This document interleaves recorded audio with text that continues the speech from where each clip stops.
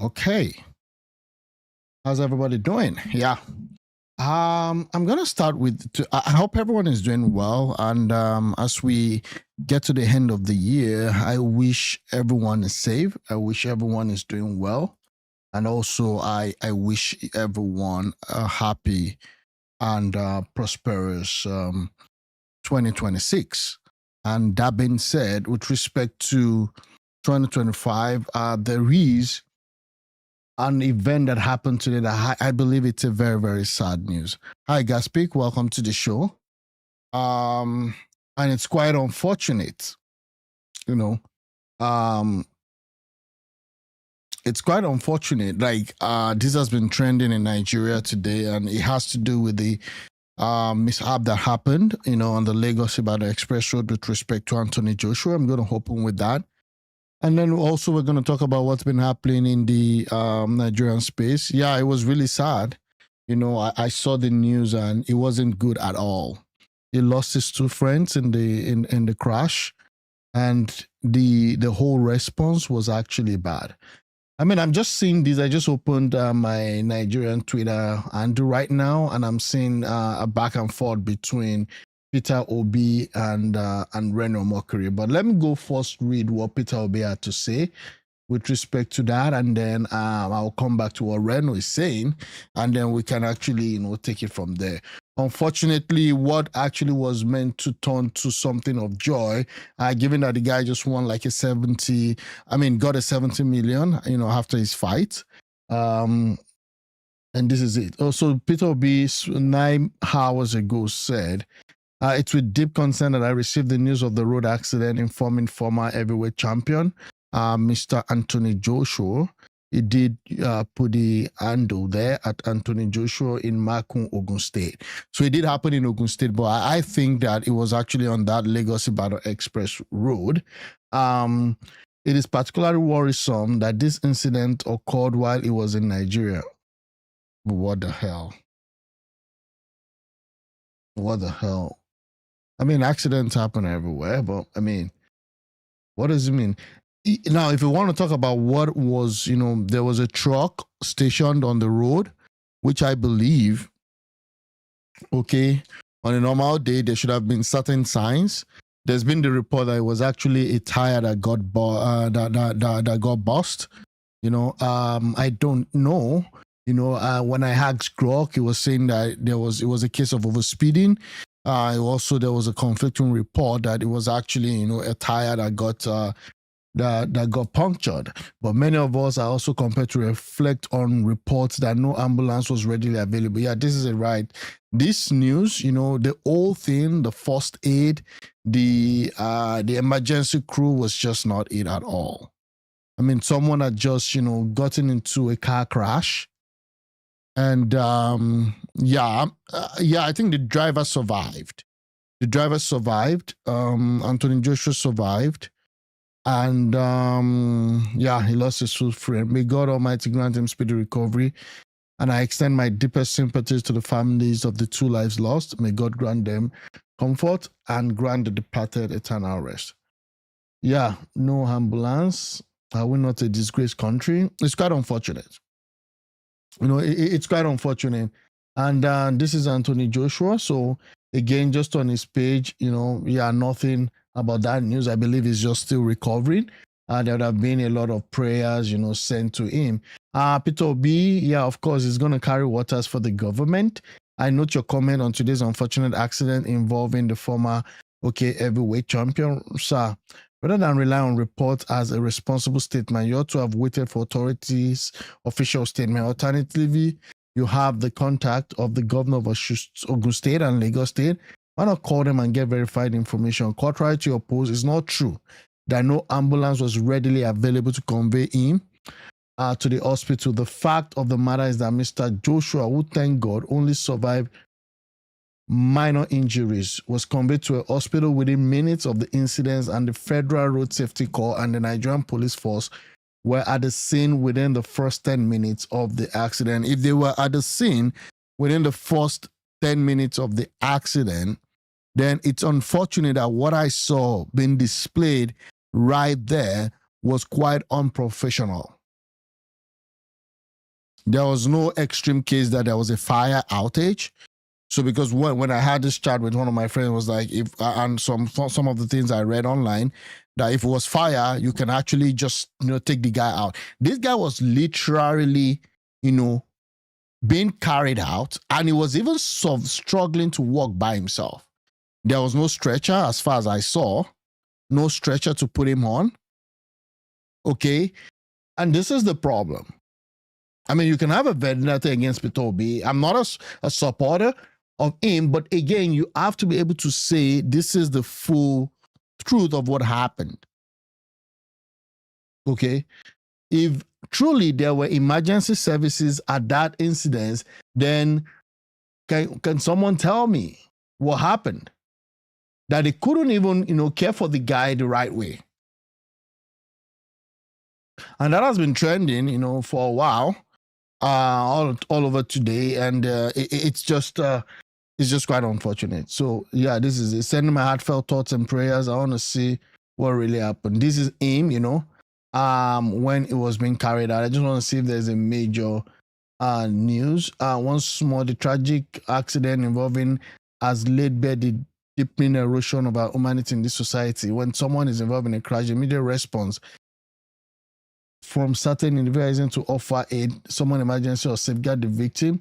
Instead, they whip out their phones to capture the photo. Yeah, I mean, that happens always. So these are the two guys, I believe, that were actually fatally wounded. No one can truly imagine what Anthony Joshua is going through right now. I mean, you taking your friends to Nigeria for a dirty December. I learned one was his coach and another one was his mentor. So two of them, actually, it was just more like a close-knitted circle, and it's quite unfortunate. One of the big advantages of relocating abroad is the quality of infrastructure. You see, you rarely see bad roads. Okay, Anthony Joshua recently had an accident, but thank God it's fine. Imagine if the same accident happened on some of our roads back home, the frustration and danger would have been much more worse. Okay, so this is the guy. While they took him out. It's quite unfortunate. And even the noise and the whole thing. Now, this guy just got out and he's sitting upright.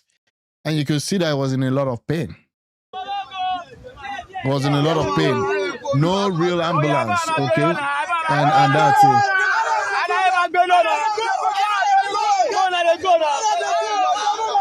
I guess by now, possibly, I don't even know if he's still in the country or would have been flown abroad.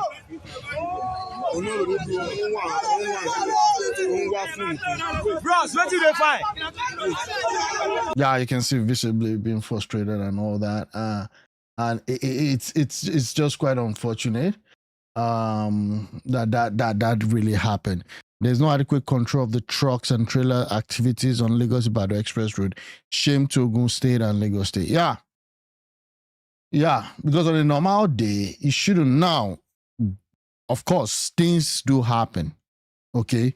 We don't want to just, state obviously that this is just something that is peculiar to the country. But then, one of the things that I believe that had contributed to it was that stationary truck, at what time did it get there? Was it just an immediate stuff? Because in Nigeria, you see these things happen.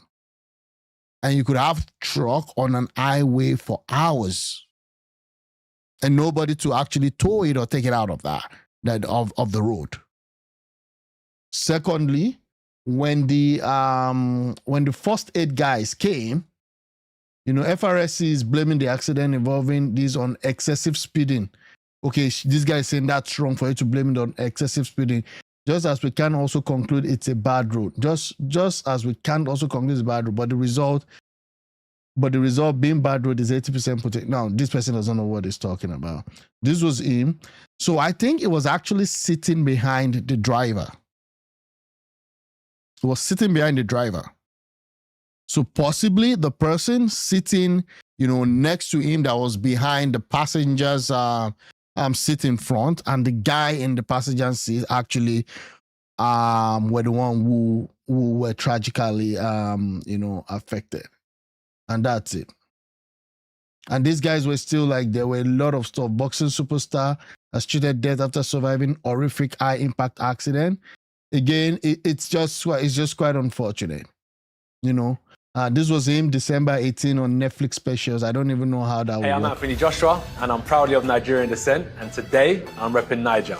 And this is Rep Your Flag. My favorite Nigerian food has to be jollof rice, red stew, coleslaw, moi moi, and plantain. Okay, so that's in December 18. The Nigerian slang and expression that I love the I thought most. it was you, but it was just your thoughts in my mind. They're very persuasive, very romantic, and they got away with what you're Okay, doing. so that's, I think it's good because that's in there, December 18. That's it. Okay. Anthony Joshua alive today. Lessons learned. What should have been done?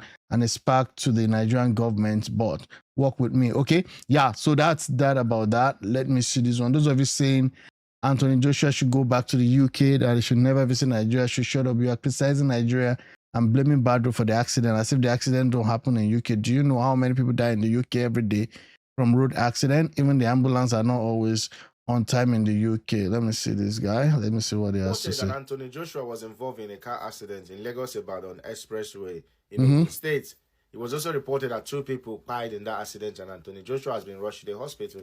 Now, a lot of you are saying he should go back to UK. Oh, Nigeria want to buy him. There's no good road in Nigeria. This is what Nigeria does to people. We don't have a good road. We don't have good medical facility. No ambulance. Kiniko. Shut up. Okay, let me move on. So, yeah, again. So in your mind, UK, they don't get UK in Nigerian road is not good. They want okay, again, that's not what this is what I'm saying. Okay, and things do happen. We've seen various instances of bad stuff happen also in the West, but there are times that things could be avoided. Okay, number one. Number two, I don't have the full, because I did even ask Grok, like updates on the Anthony Joshua, what caused the accident. Let me see update on Anthony Joshua.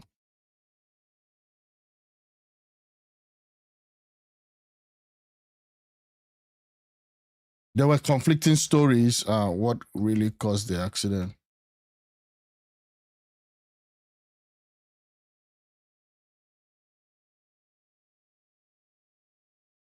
Accident. Yeah, let me just see, and then to see where he is at right now. I just want to say, so British heavyweight boxer Anthony Joshua was involved in a serious diss. We've said that already. Tragically, 2 close friends and member of his team, is a Shinogami. Okay, that's a strength and conditioning coach. And Latif Ayodele, personal trailer, died in the accident. Joshua was a passenger in the rear seat of the Lexus SUV that collided with the stationary truck. What really caused the accident? Reports from authority provides these details. The Nigerian FRSC cited preliminary findings of excessive speed. Okay, excessive speed and wrongful overtaking as primary factor, leading to a loss of control and the crash into the parked truck. I still don't know how, really, if the truck was not there, possibly maybe they will all still be alive today. And that's why when you're in Nigeria, you have to understand that the rules are different. You've got to be careful of what you do. Ogun State Police Commissioner Lanre Ogunlowo reported a burst tire on the vehicle, causing the driver to lose control and swerve into the truck. Hi, Chris. Welcome to the show. So again, there's a report of a burst tire. There's a report of an excessive speed. It shouldn't be difficult for us to know what really happened. I still don't understand why there are 2 conflicting stories with respect to this mishap.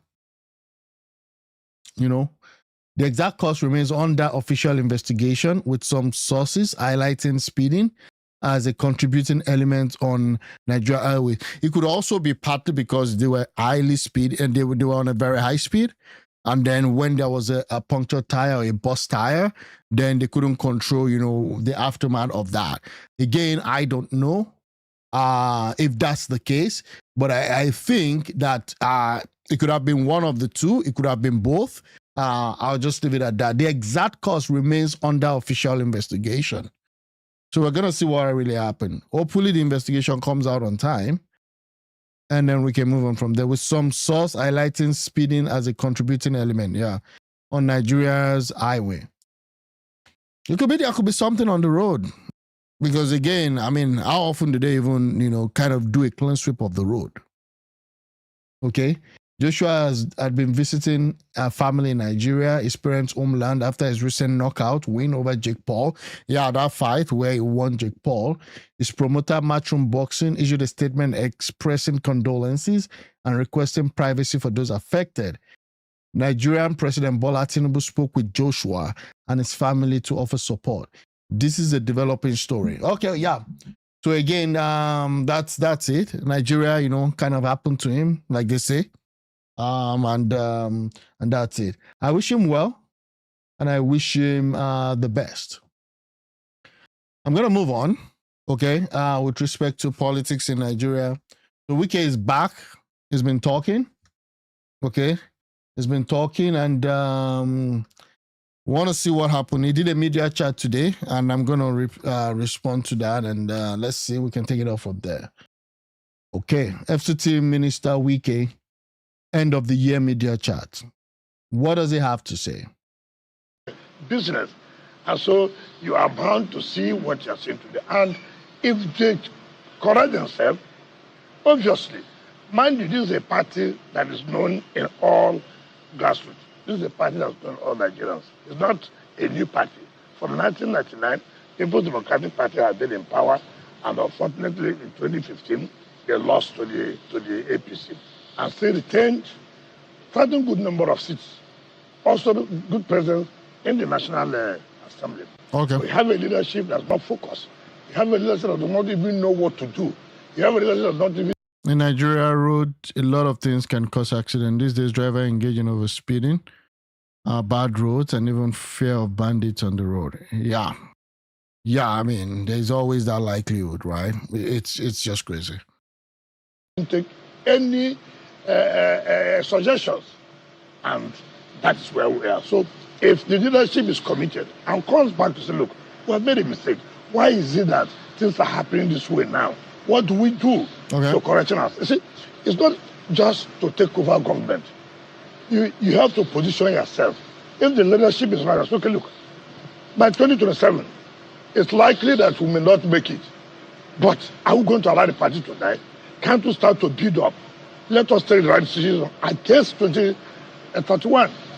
It's all dependent on leadership. So again, he's already focusing on 2031, trying to tell them that, you know what, this 2027 election is already locked down for APC. I mean, to be honest with you, I am PDP right now. I don't even know. They're just not there, unfortunately.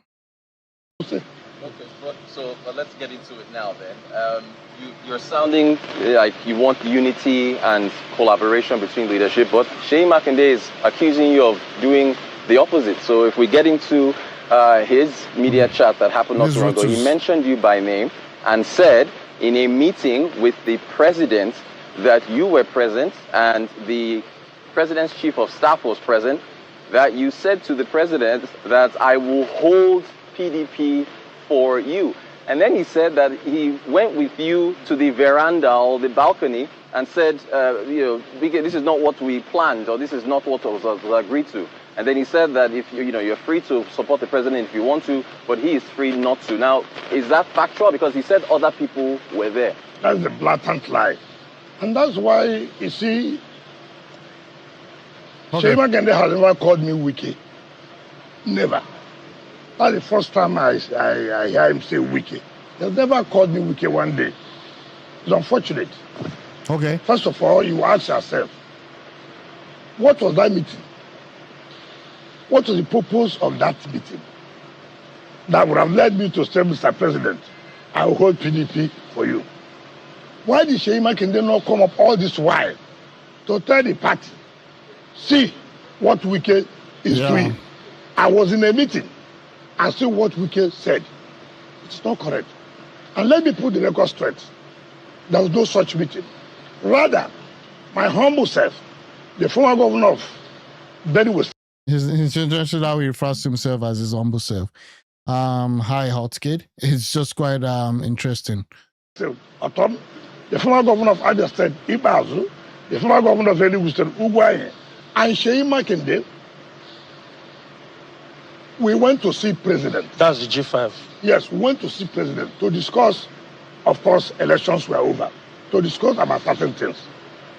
While we were there, the chief of staff, of course, you should know that the chief of staff is always around the president. I was one who said, look, chief of staff, come and show that you can, remind the president of what we have discussed. There was nothing like a meeting. We booked to go and see Mr. President. So you couldn't, it is completely out of place for anybody to say that in that meeting, I said to Mr. President, I will hold PDP down for you. That's very unfair. Very, very unfair. Totally unfair. And you see, I have told everybody, frustration, if you can see it, to watch MAKINDE on that media chat, you can see frustration. And this is a young man we have advised severally. Politics is not like being a contractor with Shell. Politics is not like being a contractor with mobile. It has different rules. It has different. When did SEYI come into politics? Okay. When did he come into politics?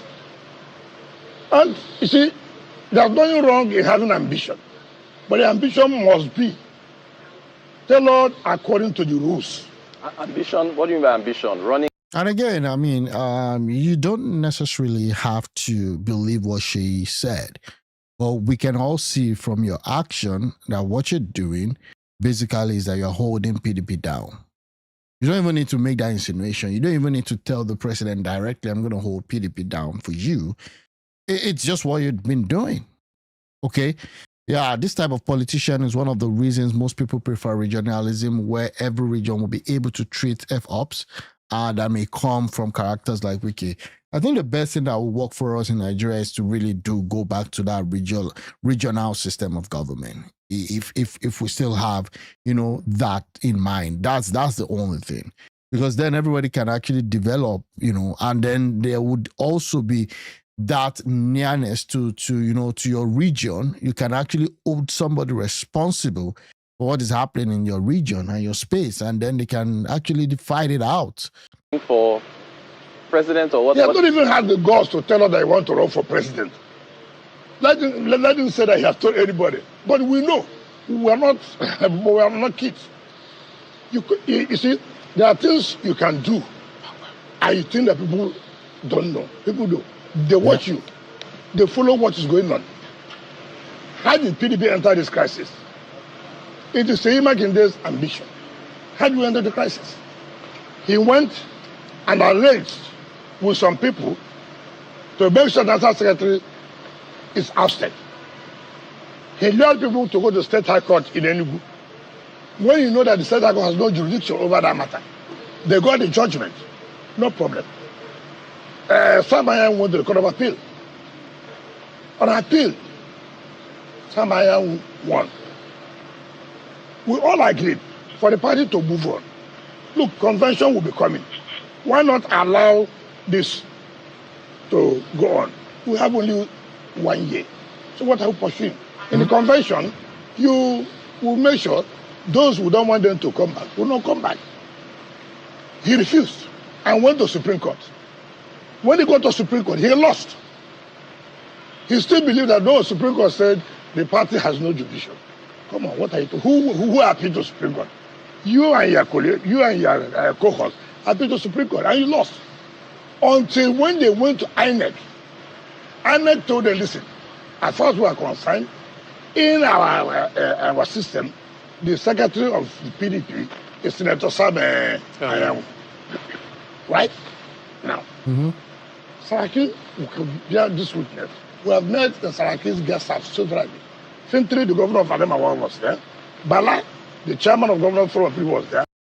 Yeah, politics of bitterness. I choose on fighting for power. They're not coming together on how to make the country productive. I mean, nobody's, I don't even think that's in their bingo card. It's all about power. It's all about divide and rule, divide and conquer.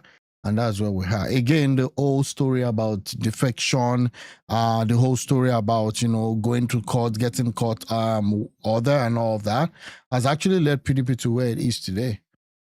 And now people are even talking about the coalition. Nobody's even looking at PDP to say, hey, where are you guys? At least there's still a little bit of gesture towards what is happening in LP. and what Peter Obi will eventually do. Although we're hearing that December 31st has been fixed as the date for him to officially join the ADC. We'll see how that goes. Saraki said, well, there's nothing you have agreed to do that Makinde will not go and do a different thing. There's nothing. And this is why we are here today. Because, okay, look at even the convention, for example. The Board of Trustees set up a committee to say, look, what do we do? Committee headed by Wakil Adamawa, former governor of Osun State, Oyinlola, former deputy governor and chief of staff to President Jonathan Ogedeme, Senator Zainab Kure, and 2 other people came up with a report. Look, let's not go for this convention. Let's set up caretaker committee. The same SEYI, of course, you know Adolphus Wabara. He has no name. You know he has no name. But you just mentioned his name. He has no name. That does not mean that that's the name. They don't know what removing as the Senate president was just bribe of 15 million naira. Everybody is aware of that. He went. They now denied and said, oh, the committee was compromised. There are 2 judgments of the Federal High Court. Justice Omotosho and Justice Little. Substantive judgment, not orders. Seyi Makinde, frustration can make you do a lot of things that will cause damage. He went to Ibadan State High Court to obtain an ex parte order. State High Court to obtain an ex parte order for them to still go on with that convention. How could an ex parte order override substantive judgment of 2 courts? Yeah, politics of bitterness, fighting for power, exactly. I agree to do what does that include the agreement to sabotage your party. Again, I don't even know if that would at the end of the day end up working for him, because as he has done that, Fubara also has learned from him. So they are both, sabotaging each other right now. I'll say that when mother's goat is eating grass, that baby goat watches her. Yeah, WIKE is breeding future politician of his likes in River State and even in other states in Nigeria. Not good for Nigeria. Yeah, you're going to be seeing a lot of all these anti-party, a lot of all these, crisscrossing, and a lot of all these major shifts when it comes to politics. And that is what's really happening now. We just see what happens. Of course, he had done his so-called convention. INEC was not there. INEC refused to recognize them. Then, in that same matter, INEC filed a preliminary objection to say that, look, court, you have no jurisdiction over us. Why would we be a party to this? And the court agreed and struck out INEC name. So there was nothing binding on INEC. The same person now had gone to the Federal High Court in Ibadan to recognize them. Recognize the convention we have done. A convention that Federal High Court has said you cannot go ahead and do. You have, after disobeying the court judgment, you've now filed at the Federal High Court now in Ibadan. Now look, recognize us as the legitimate principal officers. That has not been settled. He has gone again to file at Federal High Court in Abuja against police until the secretary said we can use. Why not wait for the Federal High Court to say, okay, you are the legitimate principal officer? So the point I'm making is not, look at where PDP is today. Look at the crisis. Something that would have been easily solved. Listen to the voice of elders. Don't go ahead. Let's form caretaker committee.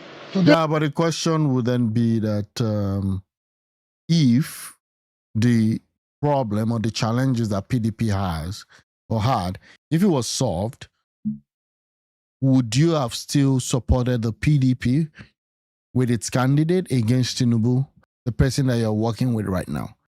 The answer would still have been no.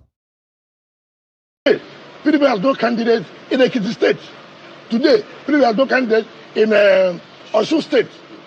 Now, when you say one-party state, who is making us have a one-party state? If you have listened to people and allowed due process to take place, would the issue of one party state arise? You are the one who is creating one party state, and yet they are accusing the government of trying to have a one party state. Just listen to what people have said and follow due process. By now, we wouldn't have been talking about one party state. Now, No, I don't even believe that. I don't believe it was going to. Yeah, why should the police be sitting in a party office in the first place? Exactly.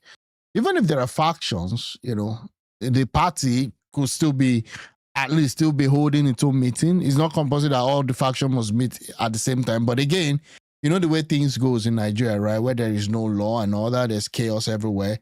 So again, that's what they try to kind of do. With respect to that, hi, good evening, Kathy.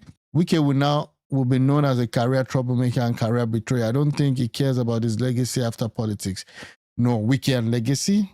I don't even think he knows anything about legacy. I think for him, it's about how to still hold on to power. And he's been actually, dogged. He's been on it. Now he's told everyone that he's not going to let River State go, to Fubara or to APC, indirectly. So we'll see what happens. And also to SEYI MAKINDE, really, to be honest with you, I don't even see SEYI MAKINDE as an heavyweight. Maybe I'm wrong, but again, I'll just leave it at that. And it's unfortunate PDP is where it is today. having taken wrong steps that is destroying your party, you are now accusing the other party of wanting to have one party state. It doesn't make sense. Excellency, if I may, before Rotus asked that question, leading to Mr. SEYI Makinde's question, chat. My colleague here, right in the middle, I call him BKO. I'm trying to remember his first name. Jide had raised the issue of the leadership, and you had said that if the leadership of the party doesn't listen, etc., you had also spoken to something leading up to a convention. That you had told them, or there had been suggestions that whatever grounds they had against the the national secretary of the party, should be held up until they entered the convention. So it seemed like all was geared towards this convention, only for us to hear much later that no, there were suggestions that the convention be stepped down. Even you yourself had mentioned that Mr. Samayan was going to be secretary of the party up until the convention.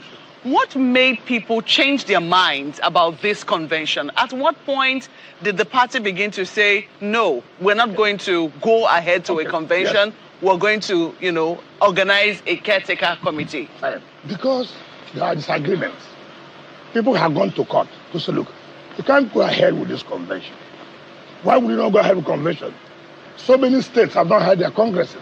How will you deny states of participating in the national convention? You have 36 states. About 16 states have not had any congresses. And therefore, they are not eligible to vote in that convention. 16 states. And people went to court and said, no, you cannot do this. Let's follow due process. Take, for example, you want to do zoning. I'm a minister of the Federal Republic. You have senators from the south. Okay. What SEYI Makinde did was to call a few people and take them to Lagos and said that that they have zoned the offices that came to the south. How would you do that? How will you disqualify very prominent members of the party? Is this ambition I'm talking about? Is this ambition? And people say, look, it is not going to be possible. If things are not done correctly, this is where it's going to lead us. And that was why they now formed this elders committee to look into the matter and bring us suggestions on the way forward. We're all parties. And again, I don't even know if Atiku had any impute, because at some point Atiku was just, just gave up and said, let's just go, let's just move on. I think they felt like WIKE was already in the pocket of Tinubu, and there's really anything they can do to salvage this situation, anything to favor itself. Yeah, again, that's that, and I think that's what is happening right now. The remaining I would say, bodies left in PDP. They still don't want to actually know that you have to put all this together to still salvage whatever is left of it. The way they are going, if care is not taken, it's going to really, really, really be bad. I still think the party can come back, but again, it's what it is. I had a WIKE pays a lot of money, millions, to have these collections of psychophans that call themselves journalists. Another way to waste government resources. Yeah, I mean, I was even saying that, you know, I was looking at the makeup of the journalists right now. I'm not seeing Ruben Abati. I'm not seeing some other guy. I know Jide is one of the top guys, and then that other lady too. But again, I mean, bringing Rotu's a financial guy with Arise TV. I don't even know what he's doing there. But again, possibly maybe they're just shoveling things around. Yeah, I wouldn't doubt that he pays a lot. WIKE has been plotting to become president. He never envisaged the rug being pulled from under him by Fubara joining APC. Now he's exposed, and his party members look at him as fair. Yeah, it's fair game. It's politics. Okay, and politics is war. And is now also reaping, you understand, I would say what he has sown is reaping that back to him. He's trying to actually do a Tinubu like how will I call it now, godfatherism in River State. That's what he's trying to implement. But I guess he didn't finish the class. Again, River State people, you know, there's a lot of money and there's a lot of vested interest in River State. So he didn't actually finish learning from Tinubu before implementing, and he made some grave mistakes, you know, the first few months when he was going all out on Fubara. I mean, it wasn't even up to 3 months. Now, this guy started fighting for someone that you actually work to put in power.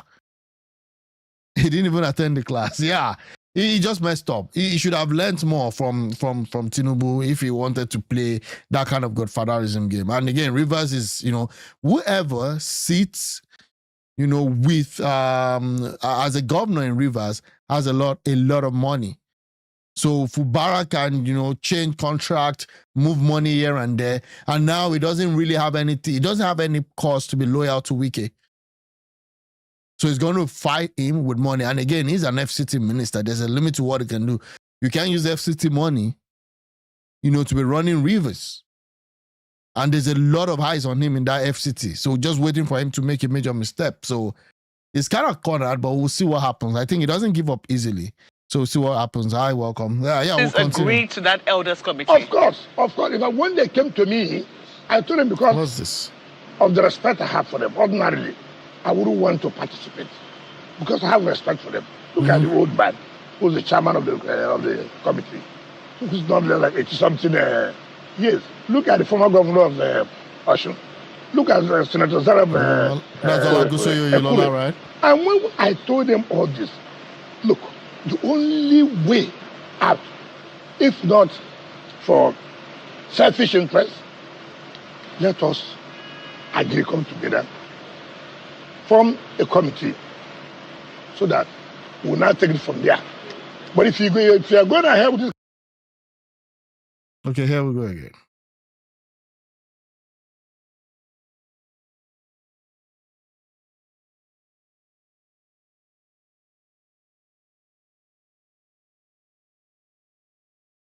Sorry about that. Let me see. I don't know what's happening here.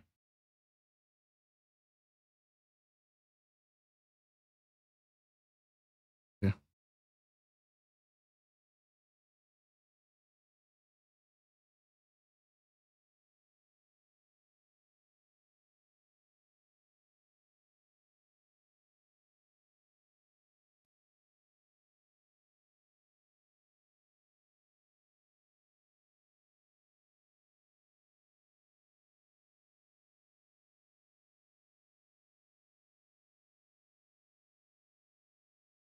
Right now, we go live to Port Harcourt. Sorry. I just have to move forward. I don't know what really happened there. And I don't know. My internet is just messing me up. If it continues like that, I might just have to just leave the interview. And I was really interested in watching. I don't know if it's just, if it's just a YouTube thing. with respect to my stuff. Let me just see this. If I can get maybe we'll just move to the snippet of the discussions that they had today. And that's it. Okay. If the presidency goes to the south, then we'll fail. Okay. So again, I'm so sorry. WIKE spent so much because of his pain of using River State money to run for presidency, as just as Oshiomhole is also doing with Okpebholo, is failing. I hope he fails woefully. Yeah, but what's up with? I thought Oshiomhole and Okpebholo, they are actually, they are in sync. They're doing well together. I've not seen any major fallout from there. Is there anything that we're not aware of? He had actually planned to use Rivers money to still have PDP, in full force in Rivers, but unfortunately, man proposes, and and that's it. And the so-called Amala Convention. Yeah. So again, I think I just have to stop this. I don't know what's wrong with my internet. I've been noticing few days now that I've been having this. Possibly, I may have to change my provider, but I'm so sorry. Apologies for this. Let me just see if I can see anything that is actually coming from the media chat that was highlighted on X, and then we can take it from there.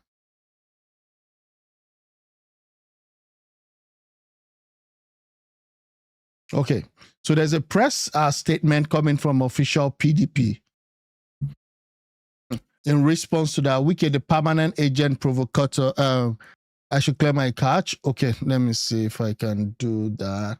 It's possible that's, yeah. Okay, thanks. Let me see if I can do that.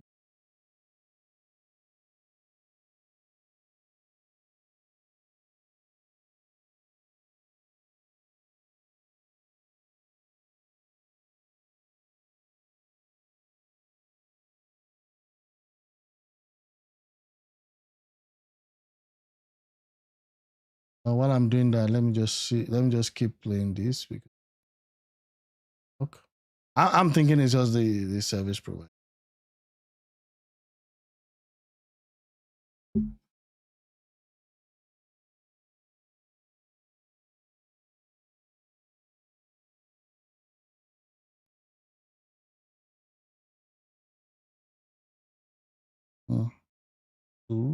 Relevant. And he supported your agreement that there must be, how do I put it now, that the presidency must go to the south.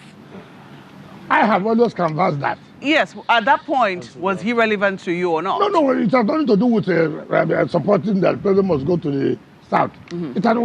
The relevant is what you contribute from your state to give to the party. It's not that you said the presidency must go to the south. Okay, having said so, what will happen in your state? If the presidency goes to the south, then we'll fail in your state or won't have anything of what is relevant simply because you said presidency should go to the south. If you mean that presidency should go to it will mean that you have to work in your state for us to actualize it. To deliver. Okay. To deliver. If you cannot deliver, I mean, it doesn't make sense.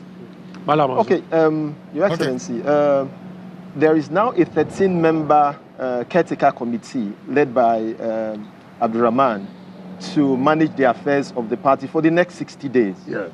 But under the constitution of your party, yes, sections 29 and 31 of the constitution of your party vests that power in the NEC. Under which authority was this particular caretaker committee set up? That was NEC. Mind you, at the so-called Amala Convention that was held in Ibadan. Of course, people want to go and eat Amala. So that's why I call it Amala Convention. That had, remember, the chairman of the party then had already abdicated, right? Those of them who believed in that convention had already abdicated. Now the national secretary, the legal advisor, the deputy national legal advisor, the organizing secretary, and all of them are still members who said our tenure will expire December 9th. I'm a member of NEC. So NEC met and said, look, We cannot allow a vacuum. There cannot be a vacuum. Because if I allow a vacuum and their tenure expires, who will not parallel the affairs of the... Okay, still giving me that issue. I mean, let me just, I'm just closing out some stuff. Of the party. Was there a quorum? Of course. Of course. No, but nobody, has anybody come to challenge that there was no quorum? So, as it is today, in fact, we are even going to sue INEC. We are going to sue INEC. INEC has no choice but to recognize the caretaker committee. They have no choice. They have no choice because their tenure having expired. You don't expect that there will no caretaker to run the affairs of the party. I remember that we have said we must obey court judgment. We must obey. Having obeyed the court judgment, who said there should be no convention, and the tenure was going to expire on the 9th, of course, it's natural. The NEC had to sit and say, look, let us now appoint caretaker committee that will now run the affairs of the party till when the convention is now held.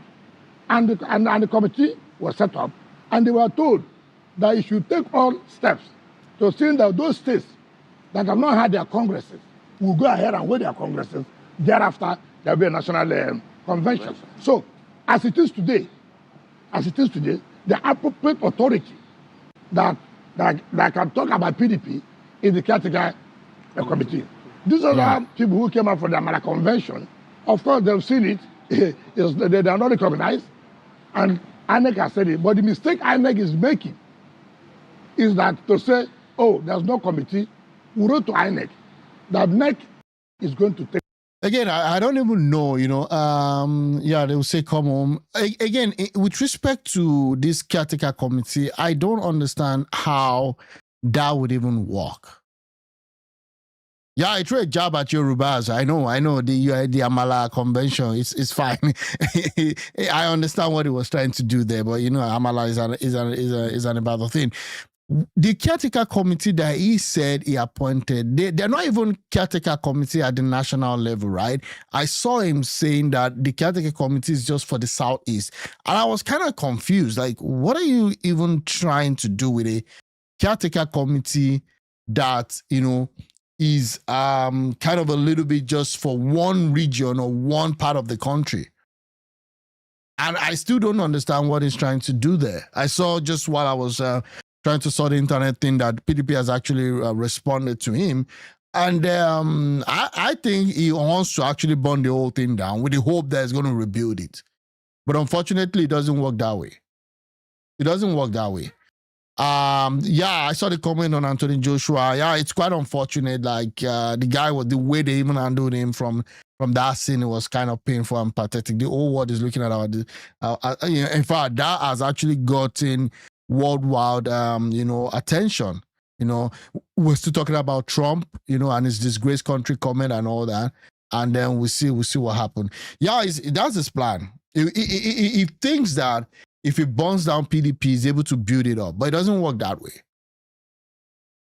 And I think Tinubu will also be looking at him like this guy is a spoiler, because he was, before then he was even at times he talks about the way he made Tinubu the president and all of those. And but he also has to understand that if he has his own level of craze, other people too, maybe their craze is not up to his level, they also have some level of craze too. But we'll see where that leads him, because right now I think the level that I thought it was, as of 2023, even a few months ago, I think that level is currently shaking. And I'll just see what happens. And interim decisions will be taken. And decision was taken. And caretaker committee was set up. And you cannot allow vacuum. No, it's not done anywhere. Okay, first Honorable Minister, one of the most significant developments in that 2023 election cycle was the formation of the G5 governors in your party. Yeah. And Governor Makinde was a prominent member of that team. Now there's a political break in that your group. One of the things he said during his media chat, which trended, was that when he was when you were still in law school, he had already made $1 million. That also suggests that perhaps your political disagreement is now turning into something personal. So can you shed a bit of light on your political or personal relationship with Well, it's most unfortunate. I didn't come to talk about money. If he had $1 million, I thank God for that.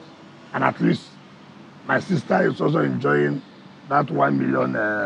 If my sister enjoyed that $1 million, I'm also enjoying. But with due respect, that's why I say frustration. I ran for the presidential primary of PDP. I didn't say she used 1,000 naira in my primaries.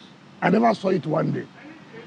2, it's only in Nigeria I have seen where somebody was awarded a job of $1 million.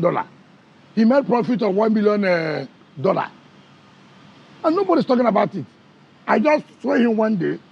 He brought a document that he made, that it was given $1 million contract. And again, he made profit of $1 million.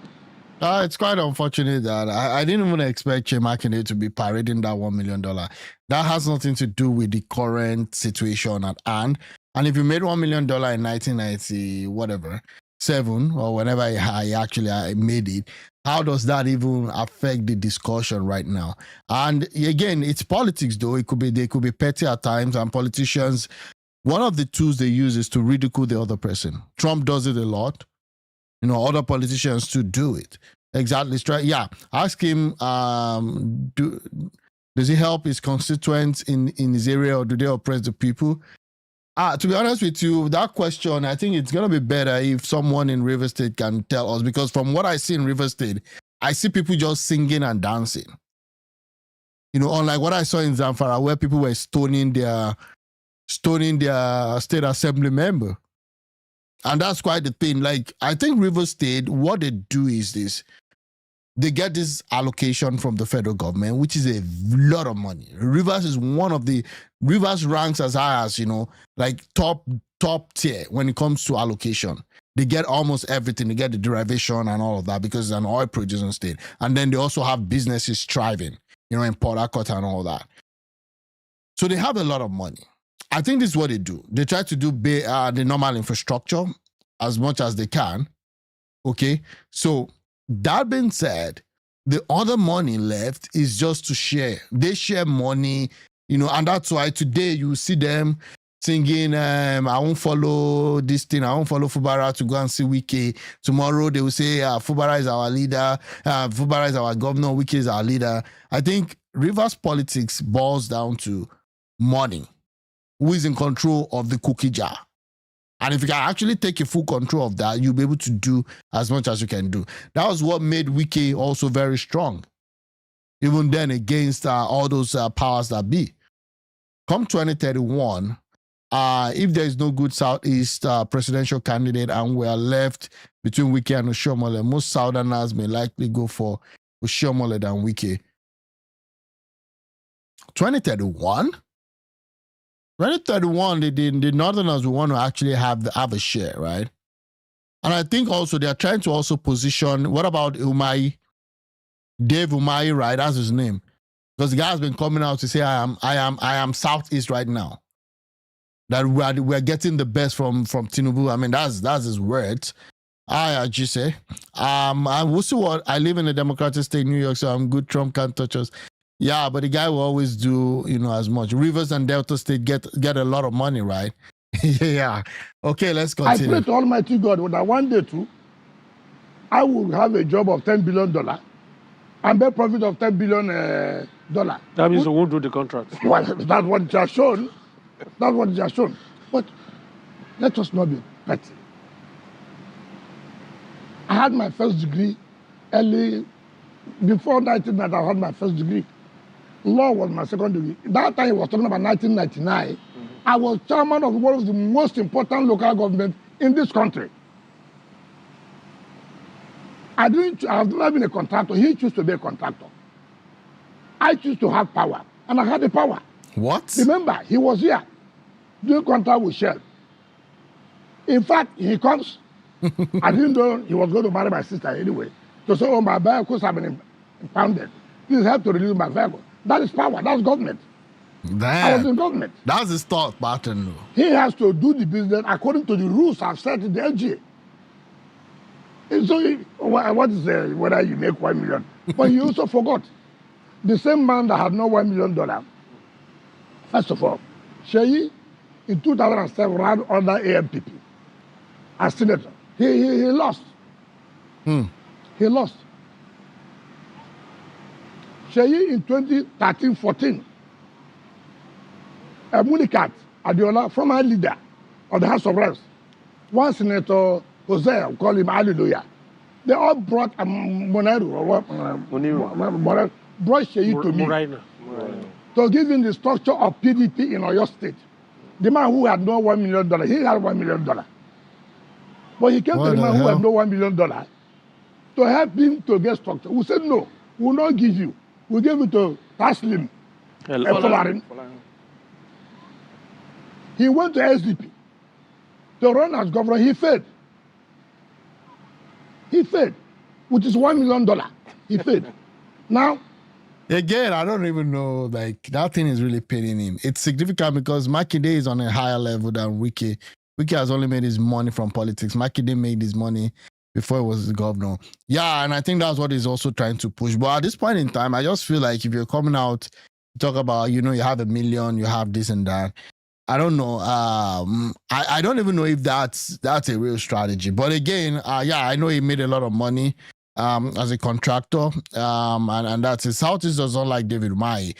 Yeah, but I see that they're trying to kind of, he's kind of the person now speaking from the APC party right now as, the Southeast individual. I think is the Minister of Works, and he's been talking, he's been responding to whatever query, whatever agitation, that comes from the Southeast. So I just don't know why people don't really like him. I think it's not that, it's persona doesn't really endear people to him. I didn't really even know much about him when he was a governor. It's just now that I just begin to listen to him and then, just research more about him. But again, it's politics. There's a reason people love the people they do love, and that's it. Yeah, he's a local government chairman, and that's his legacy. That's where it all started, But to be honest with you, also for him, I think he's done well for himself. I mean, I don't know if he's done well for the people, but again, for WIKE, having power is a career. Exactly, WIKE never worked to earn money since he graduated. I mean, we see all those pictures when he was still, fresh out, a local government guy, looking like someone that is still learning the ropes. Unfortunately, they gave him power, and that's it. They vote for the people with bad characters. I mean, when you look at all the people vote, all the people trying to run for office, I mean, you can only count maybe 1 out of 100 that you can say this person is actually clean. Almost all of them are not, and that's the unfortunate thing. It was before 2019, he came back. We said, okay, now, we're ready to give you structure. I was already grounded in politics. I was grounded, but I had no $1 million with me. But the man who made $1 million is going around looking for people who help him to have a structure. It's the one who gave him that structure that SEYI became governor in 2019. Now, when you talk about G5. And again, apart from the $1 million, I don't see SEYI Makinde as somebody that can run for a national office and win. I mean, I might be wrong, but I don't see him as that, I don't see him as having that stuff. But people will say, well, a lot of people that have actually won presidency even without them being qualified. So again, what does that have to do with anyone running for that office? But again, I just see SEYI. I just see him as a lightweight. And again, even not to actually just make joke of him, but the way this guy is even like, oh, he's a boy, he's a small boy, he doesn't even know politics and all that. I just see him. It just appears to me like he's someone that is still learning the ropes. See, G5 was formed on the basis that, look, we said the South President Buhari hasn't had 8 years. It is natural that the presidency should go to the south. Of course, that's why I say, when you play game, sometimes it boomerangs. People like Atiku and the rest of them thought they were too smart. They now took the chairman of the party, led by one another crook. One, they call him Dr. He knows he can't sue me. I've said it severally. This is not the first time. Yeah, but for the fact that you are on national television, not just one channel, no, but everybody so knows many networks. I've said it more than 20 televisions. Yeah, but you can't call somebody a No, but let you without... sue me. No, but he took bribe from Atiku in Lagos. That's another one. No, let him. He knows now. What is we know ourselves. I beg, move on. We know ourselves. Yeah, that's true. She is a lightweight. Yeah, even in Southwest, you're right. I've seen, I don't know. I mean, for me to say this, he should know that he should have sued me to court up to now. He can't. But anyway. Your Excellency, no, let me finish. Are you saying crooks know themselves? Is that what you're saying? If you're a thief, don't you know yourself? A thief should know himself that he's a thief. But are you a crook? Because you said he's a crook. You said he's a crook. We know ourselves. No, the point I'm making, we are in the same party. We are politicians. Okay. We know ourselves. We know who is who. Okay. That's the point I'm trying to make. Okay. Because people would think ourselves. Those who would think that are those who already have something in mind. You know, all I'm saying is that we're in the same party, we are the same politicians, we know who is who. So, we say, look, you cannot have chairman at the same time as the presidential candidate. Like Sheyi said, we had several meetings in London, where even when we agree with Atiku, before he came back, they changed their mind. It's okay. If he does not resign and allow the South to produce a chairman, then there'll be a problem. Of course, you know that time, they had this belief that President Buhari was supporting them. So for them, everything you said, we have already won the election. We said, we are not going to support you. And we will not support you. And PDP failed. It's not that we're happy, but let there be justice. Let there be fairness in whatever way. Again, no matter what, I understand the part where they actually had to go through that route to support the Southern president, but at the end of the day, it's still anti-party activity. You might say, oh, fine, the end justifies the means, but it's anti-party. Because at the end of the day, you went to the primaries, quite all right. You failed, to win the primaries, and then you decided that because you didn't win, now you're not going to make the party successful at the general election. Now, you could say, yeah, based on mutual agreement, there's nothing in the Constitution that says power has to go to the South after the 8 years of the Northern. It's just more like a gentleman agreement that they have at the back of their mind, and they also use it to play whenever it suits them. So again, that's it. We'll see what happens. They vote for the people with bad characters. Yeah, I've seen that one. Sheyi Makinde looks like he doesn't have charisma, but people like him. When you talk about people like, Obi has that, that likeness of people around him, but I don't think Sheyi Makinde has that cult following like Obi does, with the obedient and all that. And it could be a very good administrator. Yeah, I think he's trying. There's no honor amongst thieves. They know themselves, right? Yeah. So, Chief Ahmed, let me tell you one thing that you should know. When we agreed on this, Sheyi's problem was the issue that he was not given ministerial slot. Yeah, I said that too. Even when he was saying, you can see the anger. Yeah. You can see the anger. Yeah, you don't need to tell anybody. We told him, listen, calm down. We went to that. That's one of the issues why we went to see President. To say, look, sir. And President said, look, I'm the president of this country. Just take it easy. There are certain factors I may not have considered. However, something has to be done. Made that. But again, already he has made up his mind. So this issue of, in fact, I remember now, there was a time the Rivers Ijo had a reception for me in Port Harcourt here. So when autumn, that was just to bring you back. When autumn, the former governor of Benin, they went to speak.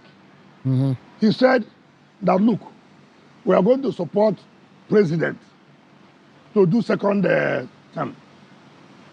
Sheyi Makinde now in Wednesday, replied on pages of this paper that why would you say such a thing? I called him. I said, yes. Even if he says so, you don't need to go and react. All he will say, let's call it meeting. If this statement you made, it's too early to have made it. But for you to do this, you are showing as if there's a division amongst us. Like I said, frustration has come. And sometimes too. And he was saying frustration. Having made that $1 million early, he reacts. So, because when he looks back, he sees the letter of $1 million. And the guy had to frame the $1 million, which was kind of like, okay, fine, it's good, right?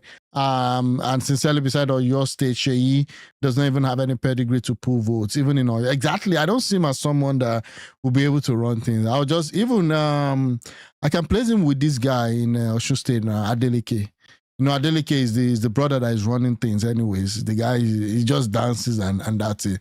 Even in Oyo State, no guarantee he can produce a successor. Yeah, I'm not too vast with what is happening, you know, at that level in Oyo State. But again, I would think so, that it doesn't really hold that base. Yeah, it's only like in his enclave. You forget that Dangote was not the first person who made $1 million. But today, he's the richest man in Africa. Okay. You know?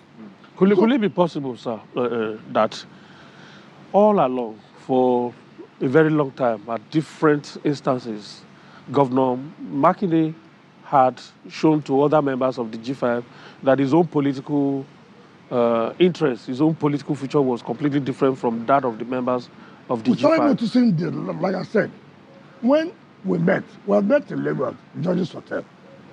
We met in West Carlton, where I used to stay. We met in his house.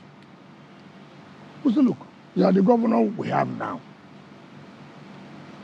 Whatever that is going to happen in the governors forum and the caucus meeting, let us know so that before we go for such meeting, we'll be able to know what to discuss. He never one day. And that's how we came to realize that he's behind removing Senator Samayan was to make sure he achieves the total control of the party. Wow. It was when we now saw that, look, this guy has a different thing in mind. And for us, I've asked him one day, listen, if you are going to run for president, tell us. We are the ones here that are going to make it happen. I'm not going to run because it will be unfair for me to go and stand in an election against the person who has appointed me. Against your employer. At least I have conscience. Even though people were rumoring, so he has conscience now. He's going to run, you know, those kind of things. Now, and I told him this, I want the South to see me tell the president. But if you run now, how would you not think that you will do only one time? Will you go and negotiate with them that you will do one time? It's not going to work. Yeah. How would they trust you? How would they trust you? Because you know, once you have the power, it's a different thing. So they will prefer for the president to even finish the 8 years than you to come and do 4 years and then later you blame politics. Yeah, exactly. Let us. This has to be planned well. You have to be careful. But like I said, money can make you not to see well. You know, the kind of money the governors have now, we never saw it. That's why most of them make mistakes. They think everything is about money. When they look this way, look at the money that has come. In all my life, as governor for 8 years, I have never received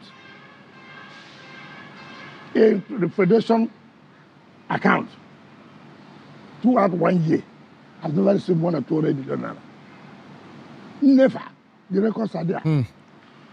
This one now, you see, don't you wonder, even states, whom you thought that are now making budget of 1.something a trillion.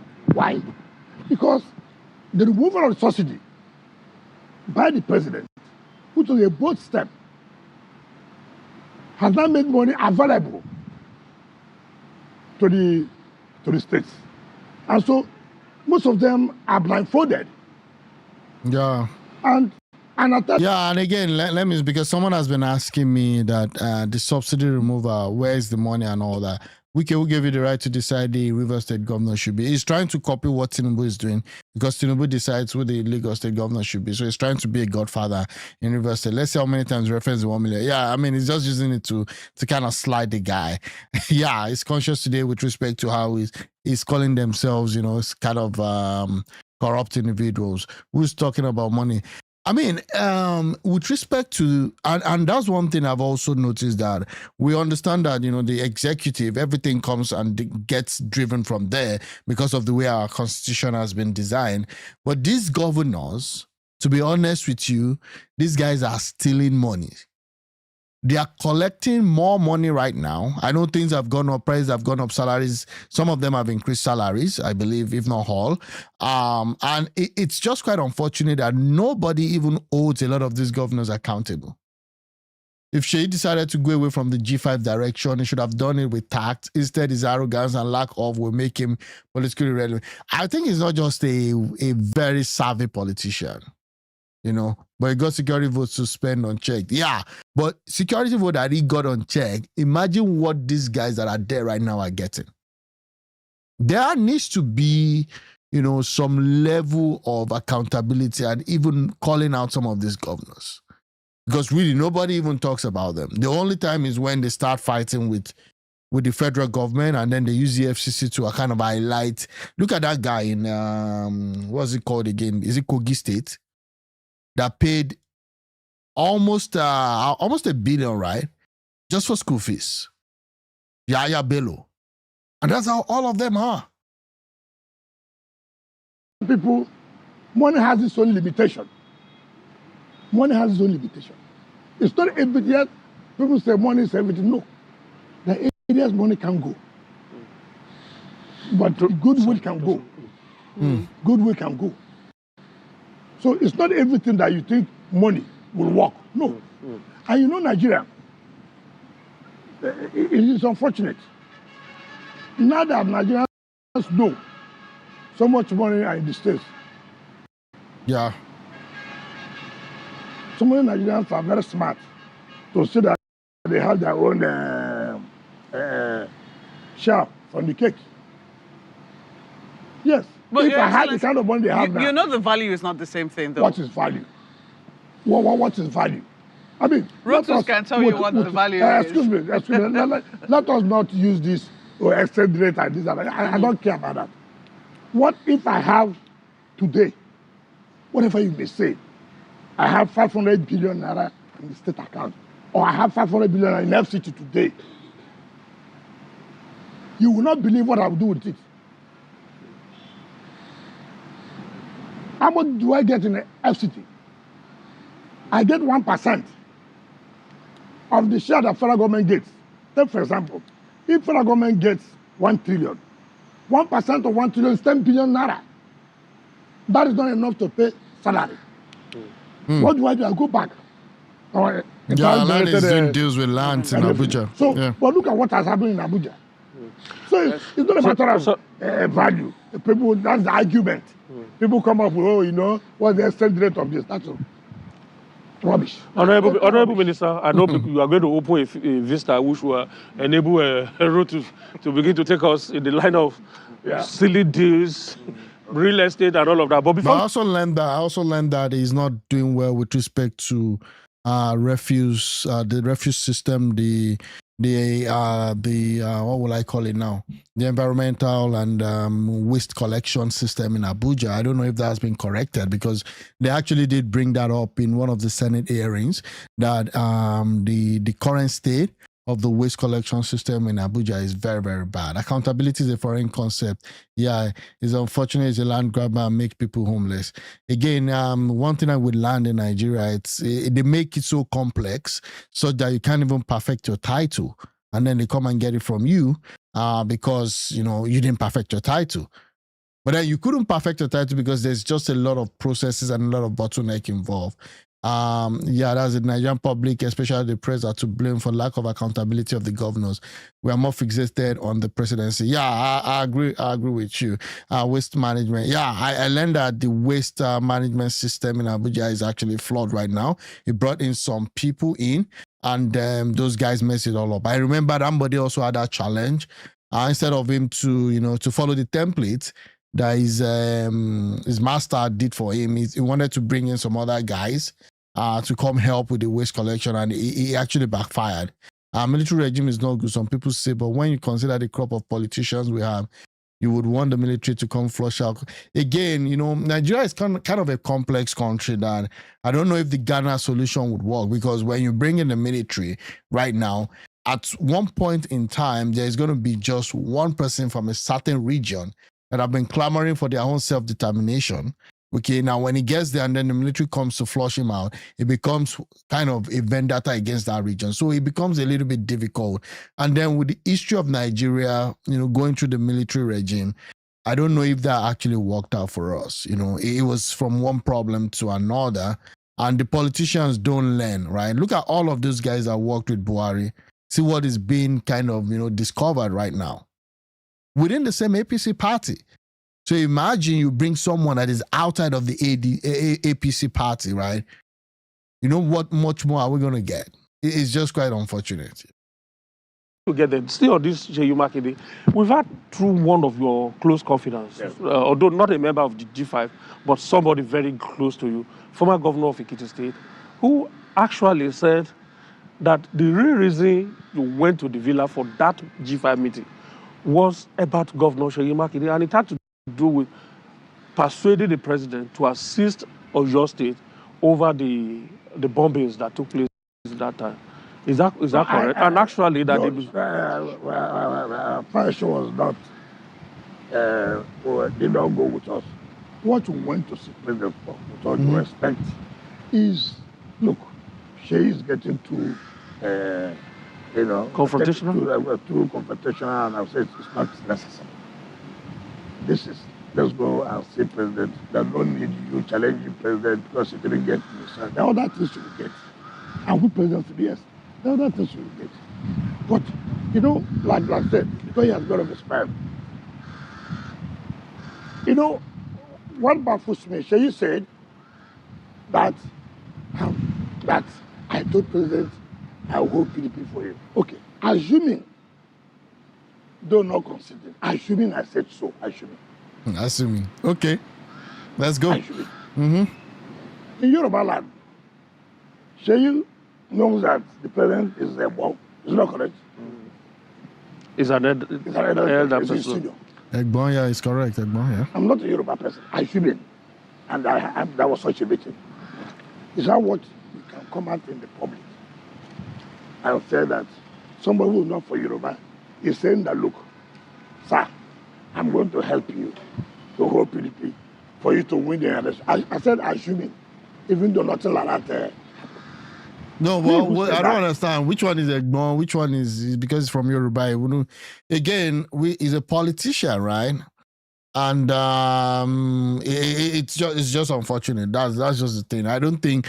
And the challenge I have with SEYI Makinde using that as an anchor, saying that because Tinubu didn't give him the minister, I think it's very lame stuff. I mean, you have to understand that politics is about interest, and you also have to think about long term. So I don't think SEYI Makinde really thought all these things through before coming out to talk about minister, him not getting the minister and all that. Military in government is an aberration. The same military and Nigerians, the worst civilian government is better than the best military.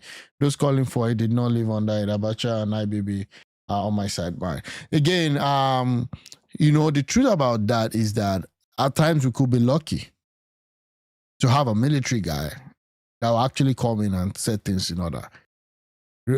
Mark my word, lucky. But more often than not, I've noticed that Nigeria, both military, both civilians, we've not been lucky. We've not been lucky. Like what happened in Ghana with Z. Rawlings, right? We could be lucky to have that one person that really knows what he's doing. But unfortunately, Nigeria, I don't know, we're just lucky with that kind of a military person. And that's why we get all these other people. Then you may have one good guy and then the bad guy flushes him out. And then we're back to square one. I've not gotten the kind of support Sheyi got from the president. Not. I have not gotten one approval of that. But Sheyi went to president. The same man he is talking about that did not give him minister position. Let's say you come and say, what I don't like in people is time to say, show evidence. It's not the issue of show evidence. Say, Makinde, can you look up to God and say, you did not apply to president for a grant of 50 billion, who the president approved for you? Can you, in your conscience, how about these people got money though? No, you did not. Can you, in your conscience, say, you did not collect such money? You know, everything will like to politicize it. You said, I told president, I'm going to hold PDP for you. Me, that's holding PDP for president, I've not gotten any such grant. You, that you are angry, you have gotten such a... But the point is that see, you can be helped through several ways. And one of such ways, the president looked at it, I will support you with this. And that's why you think that that's not enough for you. And so, okay, it baffled me, I will not lie to you. Because if such a thing took place, I would have told you, yes. It never took place. Go and inquire from Autumn. In fact, they all called me when they had this thing. They said, what kind of rubbish is this? How can he say that we went for a meeting and then I said this? I can. In any case, who does not know my position as regards to Tribu's president? Do I need to tell him that? Yeah, again, talking about the meeting, it's incredible that WIKE was so vexed by that Makinde's comment. I called this press conference. Something else happened at that meeting. Yeah, possibly. And again, I don't even know why he needs to defend himself, because we all know what he's doing. He's effectively holding the PDP down for Tinubu come 2027. It's obvious. You don't even need to argue about that. WIKE is a greedy man. Yeah, I mean, he said he wants his career, that there's agreement, right? So that's just I've had said severally, I'm going to support president. So how would I now go and tell him, president, don't worry, I will hold down PDP for you? It doesn't make sense. Let me ask this question quickly before we go on our break. No, that's Jide. Is it such a bad thing for the president to give Sheyi Makinde a ministerial slot? Remember, his supporters, the candidates of the PDP lost the National Assembly elections because he was working for the president's candidacy. So people voted APC, top to bottom. Yeah. So now what Sheyi Makinde and his people are saying is that out of all of them, the G5 that came together, you are the one who has been benefiting tremendously from the president. Others have been fed nothing except the ambassadorial appointments that they gave a couple of them the other day. So is this such a bad thing for somebody, for the president to say, Sheyi, you helped me, you delivered Oyo State gave more votes to the president than other states in the southwest. So is this such a bad thing to give him that minister? No, see, it is a bad thing. Let me tell you. When you say that PDP lost because he was working for president, why didn't PDP lose in Rivers State because he worked for president? Yeah, so again, that's I actually wanted to put that in perspective, because that was one of the major mistakes that Sheyi Makinde had made. So Sheyi Makinde is pained that he sacrificed his own political, I would say, well-being or his political might at the altar of supporting Tinubu. Because what happened was that while WIKE had machineries to do his bidding in Rivers State, he ensured, okay, that the presidency goes to Tinubu, but he also used that same machinery to still hold down the other positions and the other stuff in River State. But Seyi Makinde was not smart enough to understand that when you go and align with another party, it's not just like that. It also affects your local races. So Seyi Makinde is coming from a place of loss. He's actually angry that he actually sacrificed Oyo State, okay, for the APC. Not only that Tinubu won, but also the other senatorial and the House of Rep, like he lost a lot of that to APC. So he felt like because of that, you know what, the president should have actually, you know, given him something more. So again, he's counting his losses, and as a result of that, it's not strategic to know that he really needs to actually up his game. But again, it is what it is. It's politics. That's the same thing that happened during Obasanjo's second term, where Obasanjo made a deal with the then AD governors, saying that, you know what, just help me, you know. And then the AD governor says, you know what, this guy is a Yoruba guy. It will not be good for us to just have the Hausas, the Southeast, the South also help, you know, help Obasanjo. Let's also help him as Southwest. So they all helped Obasanjo. They didn't know that Obasanjo had an alternative plan to ensure that he sweeps all of the governorship candidates of governorship election in the Southwest. It was only Tinubu at that time that was standing, because Tinubu said, no, I'm not going to support you. And there's nothing you're going to do about that. And Atiku also helped then, even though he was the vice, you know, of Obasanjo then. Atiku also helped to ensure that Tinubu still kept Lagos. And that's the thing. Yeah, WIKE is in his 50s. Yeah, I think he actually had some food poisoning stuff. He was very sick at some point. I think that really that really affected him in a way. People confused. AD agreed, but Tinubu refused the help. Exactly, that was what happened. Politics is not business. Tinubu would never agree with OBJ in those days. Seyi and WIKE will soon become irrelevant. Yeah, with the way things are going right now, WIKE is also kind of, you know, standing on one leg as it is right now. People confuse WIKE for elder over 60 of age. However, his old appearance was sudden. Exactly, due to, exactly. I claim it was poison. I said to that, WIKE is still exhibiting useful exuberance. It will be suicidal for Nigerians to be listening to these so-called G5 governors. If you ask me, I'll tell you that they want to spread themselves into different political camps. Yeah, I mean, they have to deal with whatever it is that, you know, that happened. But again, you know, yeah, they're the ones speaking, and we'll see what happens from there. But I agree with you. Like, they sold their party. Well, they're saying that the end justifies the means, but we'll see what happens. Look at the National Assembly seat. The president won. It's not the same election.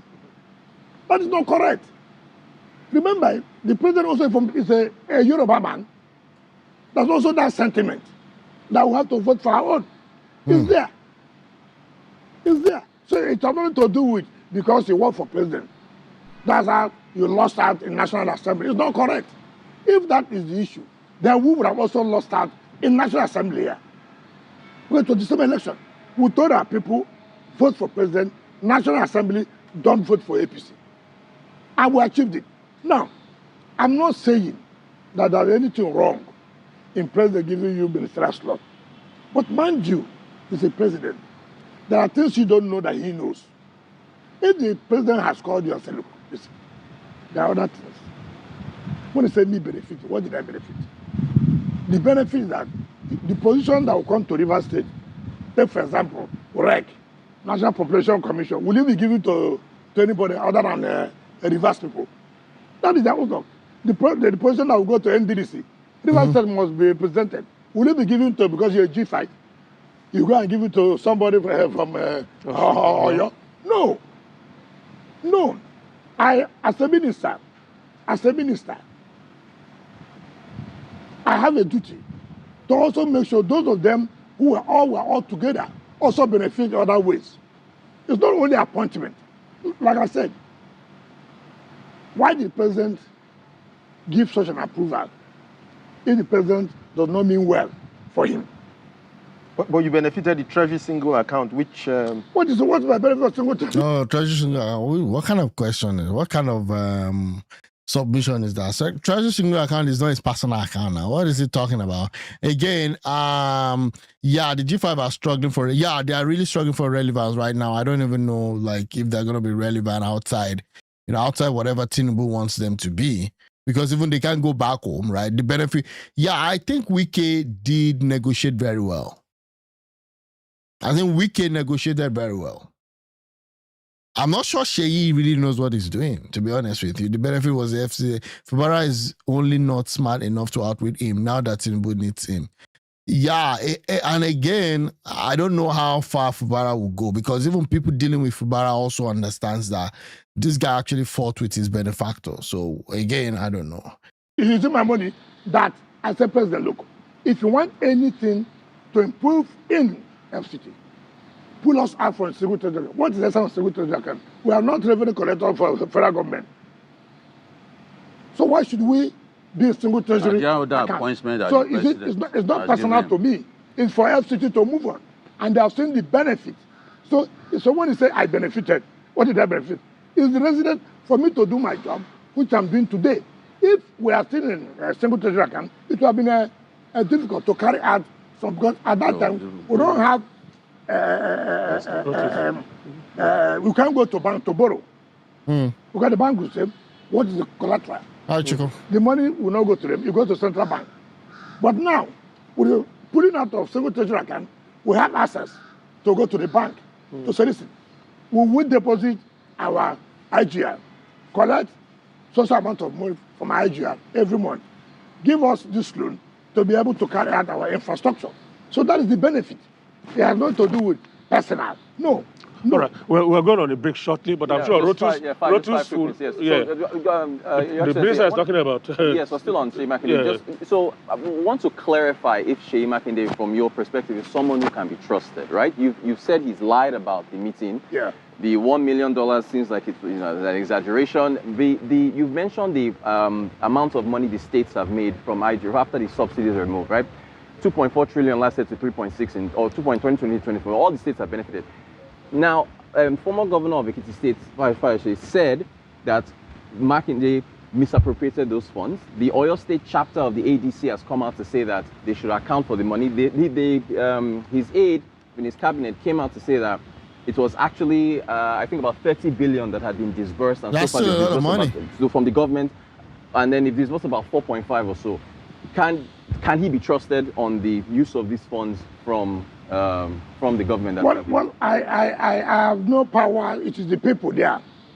First of all, if such money, whether it is 1 billion naira, was given to you by Mr. President, approved by Mr. President, you owe exactly to tell your people, see what President has done for us, and I will appropriate it and make sure it is put in the budget for people to know we are getting this money from based on the promise Mr. President.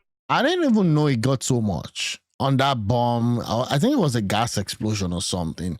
You should have asked how much you paid those journalists, right? Are they giving him softballs? Question. Go and ask Makinde. Yeah, I didn't even know he got 30 billion. I'm not so sure if that damage was up to a 30 billion stuff. It wasn't really a massive, I mean, yeah, things got destroyed and all that, but 30 billion, that's a lot of money. Yeah, good morning, VIW. Right? But you see, it's unfortunate, people didn't know. Now, because of this incident, people are like, but you collected so money. And then his aide is let's say, no, it's only 30 billion. Fine.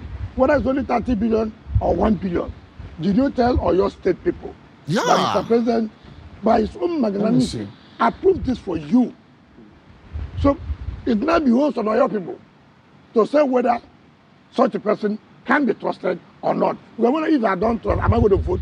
Yeah. No. But if you say politically, as we concern political relationship, I'll be afraid. And you know, one thing with me, I need to ask anybody. That's why. Oh, here we go again.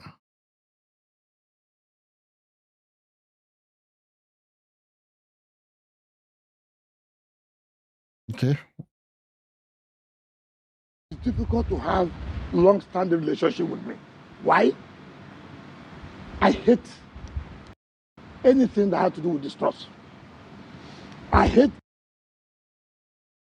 I'm so sorry. Anything that has to do with. Look,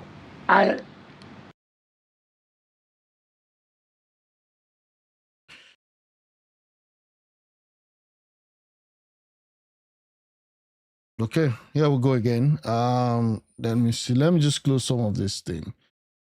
I can't. I was trying to figure out. And I said, look, me and sorry, I was just trying to figure out that thing, and anytime I just open another slide, it becomes a problem. Sorry about that. Agreed on this thing. And then I see the statement guys taking, which is not in tandem with what was agreed. Have to be very careful with such a character. Okay. In fact, I wasn't in the situation to even go and lie. It could have, if you have even said, that's what discussing.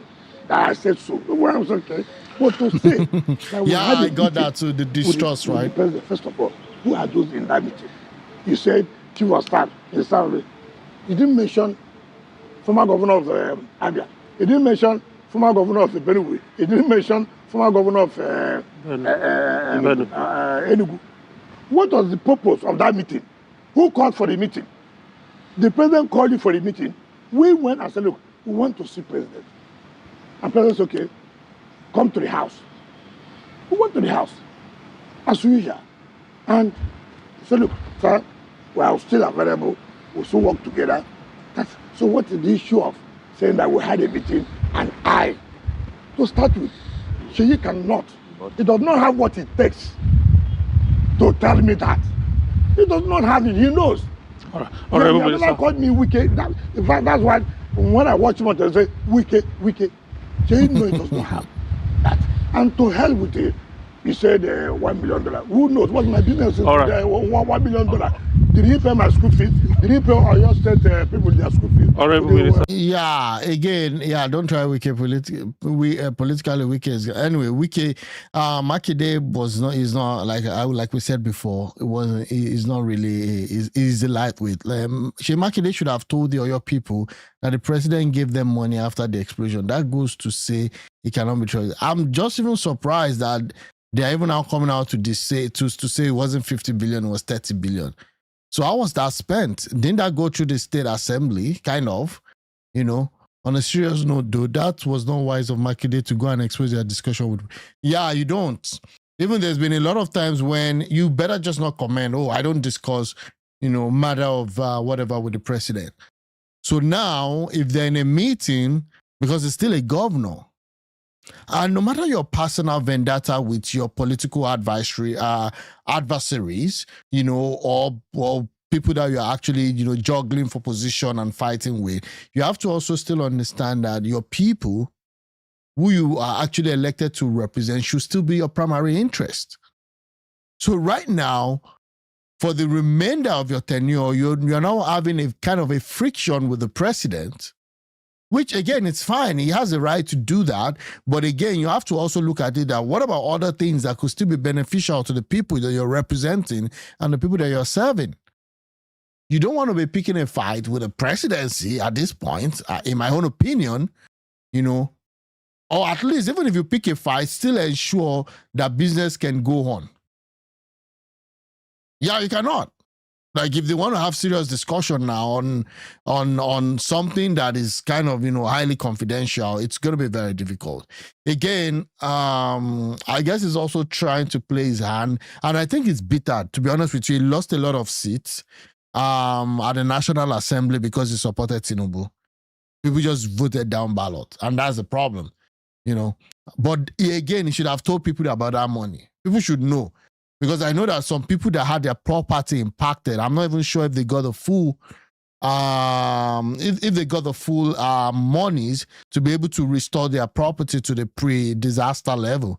On the serious, and that's the problem. What that means is you can't actually have a discussion with him. Yeah. We need to go on a quick break now. We know it's your in-law. Yeah, you've been going on break for so many times. By your first name. If he wants to. No, that is a disrespect. That's not my name. That's my father's name. Okay. He cannot do that. He has never done that. WIKE, He right? don't know what it takes. All right. Forget that he's a governor. Okay. He gets more money than FCT. All right. He said that he has not. Shall we put on the lead? Shall we put the lead on it for now? Let's go on a quick break. When we come back, you've been issuing this threat of January. Politics will start in January, and it's as if everybody's running up and down. What is going to happen in January? When we come back from this break, that will be our starting point. We're on a break now. Watching the conversation we're having with the minister. Yeah, I'm not a fan of WIKE, but again, like I don't even necessarily like WIKE, but I think number one, he likes talking a lot. So, and again, people like when he talks, he kind of speaks, right? He has a way he speaks that people either, people get clips from it and all that. WIKE is like a stan. Whoever is going to eat with WIKE should go with a long spoon. WIKE has proven to be somebody you cannot trust. At some point, politicians will be avoiding him. Yeah, again, it depends on where you fall. So I think WIKE is more like I don't want to call him double edge. He could go all out. Because I've heard people in PDP, I'm still surprised on how he was able to amass so much influence in the PDP. To be honest with you, like, this guy actually almost won the primaries against an article that they had to actually change the rules of the game during the primaries. That's how, and again, this guy started out as just one guy out there. People say, okay, fine, was a local government chairman when some other people were real gladiators in the Nigerian political scene. But the guy, to be honest with you, has actually been able to effectively fight his way either by hook or crook. But again, it is what it is. Of the Federal Capital Territory is NYESOME WIKE in his country home here in Port Harcourt. Just before we went on break, Mr. Benga had already teased that we were going to be doing switching conversations or switching gears and talking about the talk you had about politics starting in January, especially as regards what has been happening back home here in Port Harcourt. One of the incidences that happened this year was the state of emergency declared in your home state, which you had said you were not happy about. Okay, yeah. But much later it was seen that peace was achieved. Some truth was gotten to. But in recent days, it appears that peace which was achieved is now shaking somewhat. What's wrong with these people now? It appears that all is not well at home.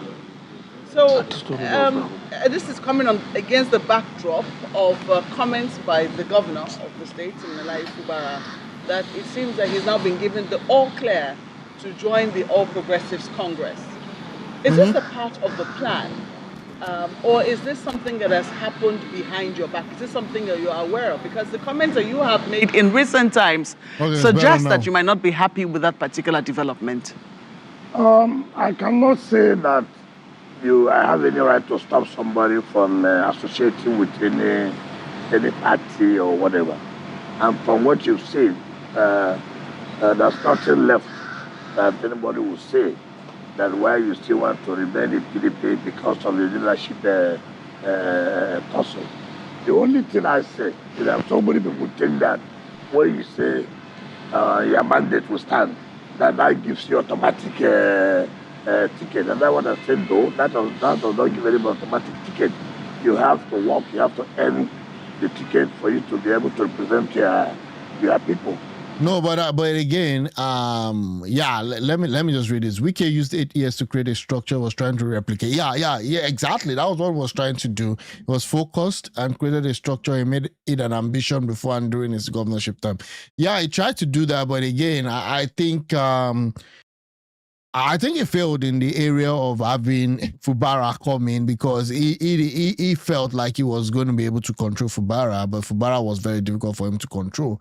And this was what I was saying, that, him talking about Fubara saying that because he's singing on your mandate, he's going to get a ticket. That's Fubara's business, and that's his business with APC. WIKE is not an APC member, so I think he should just focus on possibly building up the PDP member that is going to run against whoever the APC puts on. What made WIKE catch some traction nationally was because of loads of River State money. Yeah, I agree with that. It gives out to buy people over, just like Tinubu. Otherwise, he's not a likable person. When this guy started, I never really I still don't like him, to be honest with you. And again, I just try to be kind of indifferent, and just report on whatever I see. I just saw this guy always fighting. Then it was what's it called, Amechi. Always fighting, always talking, and he talks anyhow. And he's kind of, again, his rallies were kind of a little bit fun to be at with his songs and all that. You know, and at the end of the day, I was surprised that, I mean, people were listening to him, but I guess it's the money. I was surprised that people were listening to him. I mean, it's quite interesting because I never even I didn't find him to be likable at all. Fubara still wet behind the ears. He's a technocrat getting a crash course in politics in Rivers, no less. He will learn quick. Yeah, I think now you have people that were against WIKE, you know, when he was supporting Fubara to be governor, now teaming up with Fubara to fight WIKE. So the enemy of my enemy is my friend. Do you remember when WIKE insulted the king in front of the king? Oh, I don't even know, you small boy. Oh, I think I remember that. Was that guy a king? I think it was just a, I thought it was like a chief, right? Then at times the way he talks, like there was one like that. It was in a meeting, and sorry, I'll continue playing this. I just wanted to state this. It was in a meeting, and then as he was talking, you know, the way he talks, and then one of these guys, I think that guy was a chief, the guy just sat down, and then the guy was nodding his head. Just kind of, okay, fine, I understand. And he said, you nodding your head there. You are nodding your head now. We know what you are doing. You're a very, very bad person. I mean, the other way was saying it. Unfortunately, I can't be searching for all this script because my internet is just messing me up today. Do you remember he gave Sokoto governor 500 million when they had a disaster? Wow, I didn't even know that. I've forgotten that one. Yeah, so they said the guy kind of moves money around. And all those monies ideally should be for the development of River States. The same thing Tinubu does, though. Now, Tinubu uses alpha beta to actually control politics. That's what Tinubu uses. So many governors have left PDP. I have been accused, if you remember, so many governors have accused me that I'm working for Tinubu APC to be able to destroy PDP.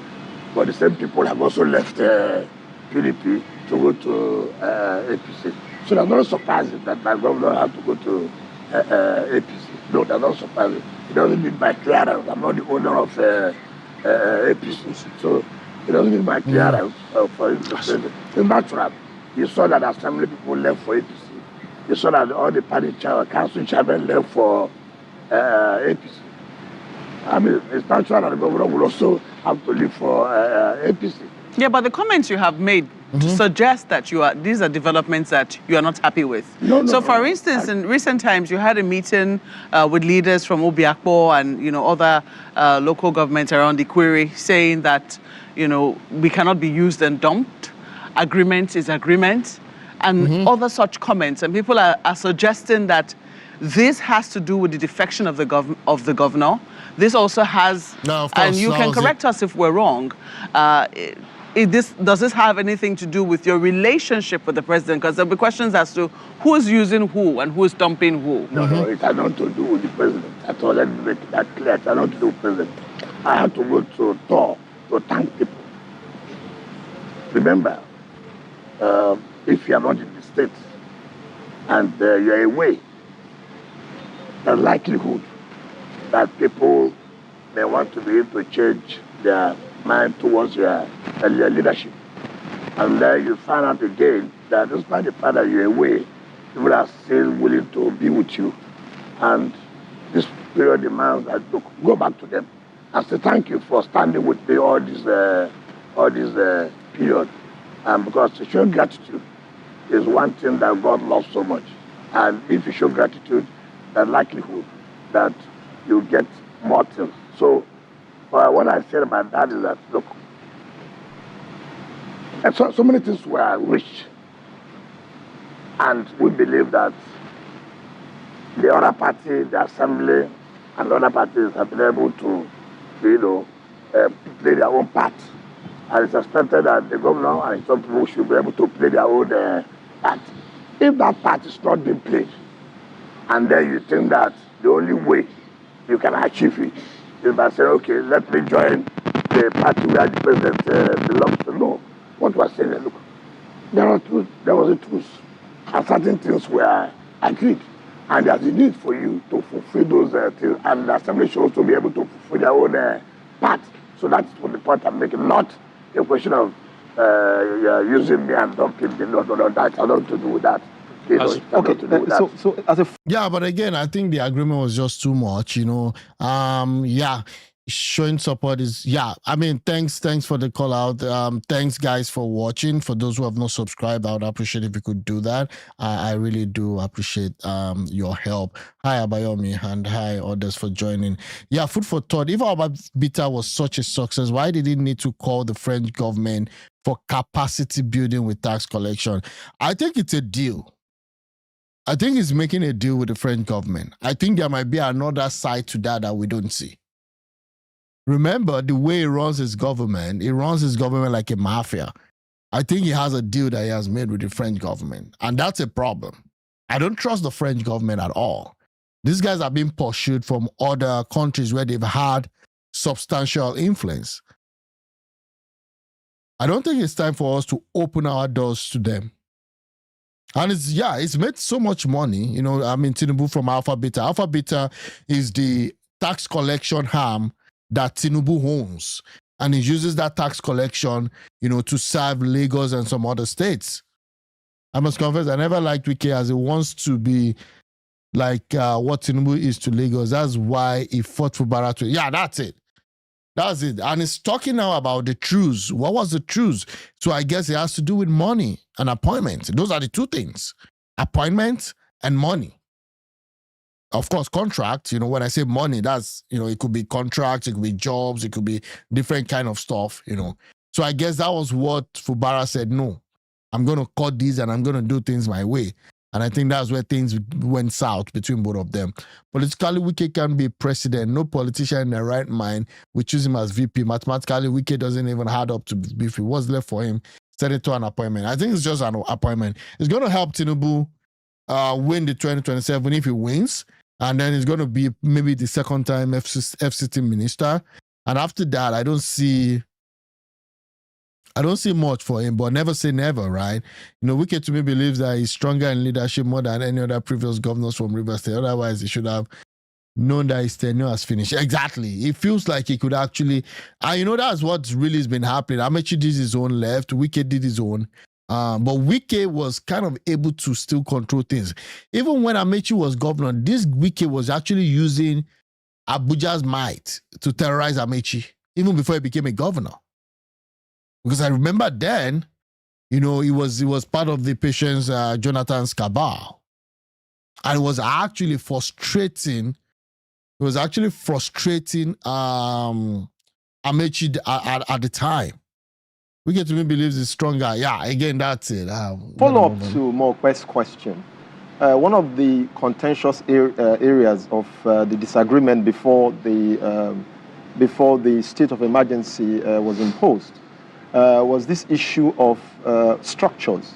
And so this morning we saw on TV that the governor has sent emissaries to his local government to collapse the PDP structure there to APC. And so is structure likely to be a fresh point of disagreement between you and the governor?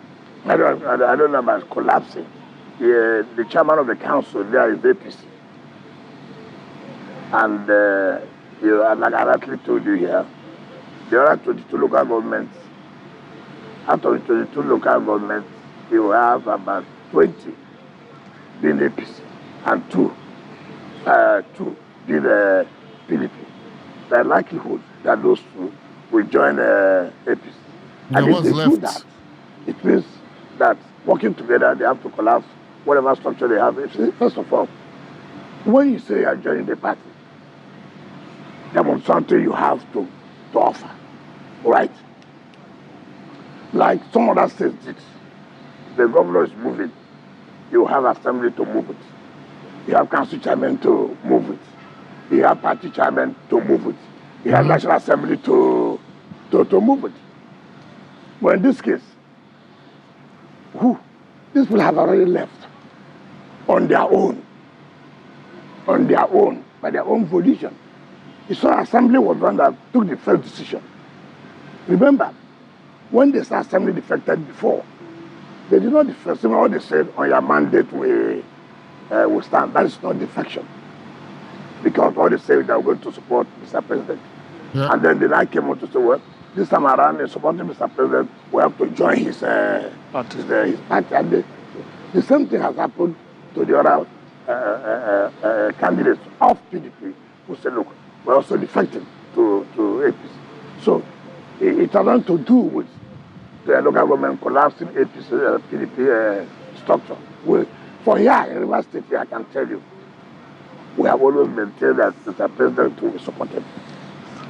Whether you're in PDP, whether you're in APC, all of us have maintained that What the hell? we have to support a president. This is not the first time. We did it in 2023. Even when we were in PDP, we supported Mr. President.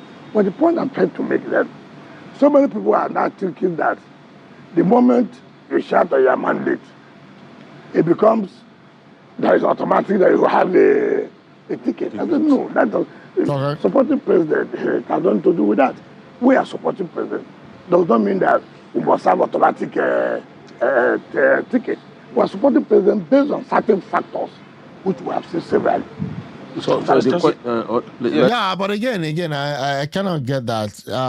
At the end of the day, right? So just two PDP local council chairman. I mean, it's over. I really hope you understand what he's doing. I have a feeling this will boomerang in his face. Yeah, I think it's already boomeranging. The old structure. Now, okay, look at that question. They're sending. So one of the mistakes he made, okay, and again, he didn't learn well from Tinubu, and Tinubu is smarter than him. One of the mistakes he made, Tinubu would have never made a mistake of putting a politically astute person. When I read about Fubara, I learned that Fubara also is a grassroots guy. That he did a lot of grassroots work for WIKE when he was his accountant general then. You want someone that is a technocrat that really, really is not involved in the day-to-day, politics, mobilization, and all of that. So that was why Fashola was able to still fight with Tinubu because they all fight. But Tinubu was still able to hold the party structure. The same thing that worked for Tinubu, and that's one thing that I still don't like, the way the oppositions are operating. Tinubu ensured that, he supported Buhari. Even though Buhari was actually, kind of the one that had the clout and the nod and all that, it was just a simple math. But outside that, he made sure that even though Tinubu and Buhari is the president, Buhari was someone that was not that interested in party politics. And that was it. So if you look at what Tinubu supports, even at the state level, even at the federal government level, it was just basically, I'm going to put somebody that would be president, be governor, but I must never lose the party structure. And that's why he decided that whatever happens, that party structure is still in his hand. But unfortunately, WIKE, I don't even know. I don't know, right now it's kind of boomeranging like you rightly said. I hope his two sons doesn't take after their father. Those talks in trade is to lie and betray and call it politics. I hope so too. But I like he's been allocating lands for his kids, right, in Abuja. That's what those guys now have, a lot of large mass of land. All this administration would do in 20. It's politics now. He's been saying it. He's been hinting come January 1st. And they've started. If you can see what's happening now, you saw Aragbeshola in Lagos today. You could see the ADC guys also. Peter Obi in his space yesterday, trying to talk about him joining the ADC and that he's going to go for presidency and all those stuff, to the extent that he even talked about, a lot of stuff that, he's been traveling around the world so that he can become president. Also, Tinubu would never have confronted his boy politically. He would use the party members and elders of the party to communicate. Exactly. You know what he did? Even in Lagos, they have this GAC, right? More like a pseudo leadership stuff where it's all these elder statesmen that come in to intervene, and all these people kind of hold their people down and to hold that structure. Now, again, maybe it's not the perfect thing. Maybe it's not the best thing, because again, when you're done with your governorship, you should move on. But that's the context, okay, of Nigerian politics. That may not be the optimum thing that should be done, though. Let me just butt in here. The question people are asking is how much longer do you have left in the PDP with all the people around you, the local government chairman, literally all the local government chairmen in your state in the APC now, your governor too in the APC, federal lawmakers in the APC. So how much longer are you going to remain in the PDP? Oh, the main fact that people have left and gone to APC does not mean I have to leave. No. It's not correct. So are you a member of the PDP? I'm a member of PDP. That's why I'm still there. That's why you see SEYI is not happy. Even when all those around you, all your foot soldiers are all in APC? No, it's not correct. That you're a member of the assembly or a council chairman or a member of that assembly does not mean that there are no other persons. It's not correct. It's not correct. But that's what constitutes the structure in the real sense of... Well, you may think so. No, fair question. But there are also structures in terms of party. But then again, there are structures in terms of party to what end? When you have all the, I mean, you can no longer, you can't be a leader when people are not following. And all your followers have gone to APC, unfortunately, or fortunately, whichever way you look at it. So if you are working for the president and you are not a member of his party, and the governor is a member of his party and is working for the president, don't you think that at some point there may be clashes, particularly as to who decides what? When he defected, for instance, we saw the party's national machinery moved in his favor to receive him. Where? It was registered with so much fanfare, giving membership 001, and he also declared and proclaimed himself the leader of the APC in Rivers State. Where does that leave you? Can I tell you something? When he said fanfare, he come to APC with who? He said, what is 001? That's his membership. Let me tell you, there's nothing like in the state 001. You register in your ward and your local government. Oh, yeah, I did that. It's in your ward. So if you are 001, it is in your ward. There's nothing like state registration called 001. There's nothing like as registered in the state as 001. Everybody registered in his own ward. You could be the first person to register by virtue of your position. But operationally, as a sitting governor, yes, he becomes the leader of the party. I don't know about that. How would you not know that? I don't know about that. Because if he says so, who's the leader of APC in the Lagos State? The governor.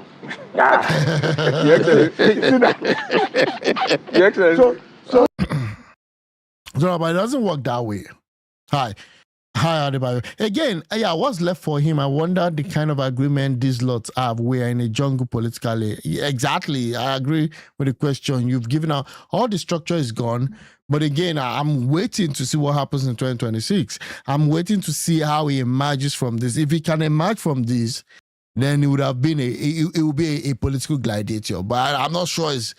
I'm not sure. Because he doesn't have the, before this guy defected, and as at the time when they were planning his impeachment, that's Fubara's impeachment, I felt like, this guy was in charge.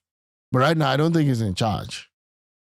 And again, rightly so, okay, that's a very good counter punch there when he asks that who is in charge of Lagos State. It's not Jide, right?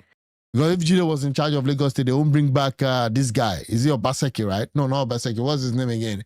The speaker of the Lagos State House of Assembly, Obasa. They won't bring him back. He had to go to Abuja to meet with Tinubu before he could be actually brought back. So again, I don't know. When Adedibu was in Ibadan, no governor actually owned that structure. It was Adedibu that held that structure, unfortunately, and made Ibadan retrogress. And Obasanjo also enabled him at the time. So, I don't know. There are exceptions to the rule. Yeah. There are exceptions to the rule. Assuming it's a rule. And the leader of NMPP in Kano is Kwankwaso. So, let's not go into all those kind of things. See, leadership is not because I'm a governor. Leadership is not because I'm a minister. You must have something that makes you a leader. today, if I say I want to go to APC, that will be the end of even talking about it. I'm not going to. You will see other states. You will see other states joining. Leaders in other states who are in PDP will join. That's what they call a leader. I'm not a leader that's concentrated in the states. No. If today I say, look, gentlemen, we have had enough of PDP, we have to move. Watch those who the camp in Benue. Watch those who the camp in Plateau. Watch those who the camp in Abia. Watch those who the camp in Edo. Before the governor's movement to the APC, was there any kind of conversation between the two of you? Before that, the guy is trying to make himself a national political grandfather. So calling all those states, see those who would defect. I foresee a situation where WIKE will become the person, any presidential candidate from other geopolitical zone we use to discredit a Southeast presidential candidate in the future because he's Igbo. I mean, I think this guy he will be to you whatever you want him to be at the end of the day. Kano is another example, except if Kwankwaso is aligned with the governor. I look forward to things unfolding there too. Yeah, I need to even get myself up to speed with what is happening. I think the governor is set to defect to APC from what I heard. I'm not sure if I'm correct with that, but I also heard that like Kano might also be moving over to the APC. You didn't know that was going to happen because before that time, before that time, the governor had been in the public seen complaining or responding to people who accuse him of abandoning the peace pact, and that is that it was not him that ought to advance the peace pact. That the leader of our leader ought to have called a meeting of everybody and all of that. That didn't happen, and it shouldn't be seen to be jumping the gun. And then when days to when he was going to join the APC, he started commissioning projects, and there were things he started saying that those people, if you want to support Tinubu, don't follow no corner, and all of that. I don't know who is supporting Tinubu and following corner. Well, he was referring to you. Wouldn't that be a direct reference? How could that be when the whole Nigeria knows that my one supporter of Tinubu? What is corner? When I have stated openly that is what I will do. When the whole governors of PDP had accused me that working for Tinubu, so how could that be a corner? Yeah, but what happened to that peace pact? What happened to it? If I'm doing corner, the assembly people will not go. The council chairman won't go. If they won't go. And let me tell you, I've always stated this, that why most people don't trust politicians is this issue that people don't keep to their words, and which is very wrong. Okay. And I don't want to be that politician. I want to be a politician that I have said something and go and sleep. This is what I've said. You don't need to think about it. Everybody knows that once I said this is what I would do, I would do it. From all I can hear, clearly all is not well. No, it's not well. All is not well. It's not about all is not well. All can never be well. Why can't all be well? No, in politics all can never be well. But most things should be well in politics. But that's why nobody's fighting. Because it was alleged that there was a meeting, I think, that you brokered in Abuja. The governor was present and all of that. Look, and there were certain things that were to follow. I have always said that what I don't like people who are economical with the truth. And I don't like that. The governor cannot say that I have not brokered a meeting between him, Speaker, and the leadership of the House. The governor cannot say that I have not brokered a meeting between the elders, which he was present in Chief Alabama South. You see, that's why, I don't like politicians who are economical with truth. There are things that shouldn't come to the national television to begin to talk about. Because it means that you are not matured. But that's why I said here, can SEYI in his conscience say this and this and that? Can the governor in his conscience say, no, there was no meeting that was held between himself, Speaker, and the leader? Yeah, and there was some conditions. Would you say that they will never call a meeting of the Elders Council? See, look, I'm a politician. There are certain steps you take. There are certain steps you should take that people will know that indeed you are serious about this. Take for example, nobody told me to go and visit the assembly. I have to look, I'm a politician.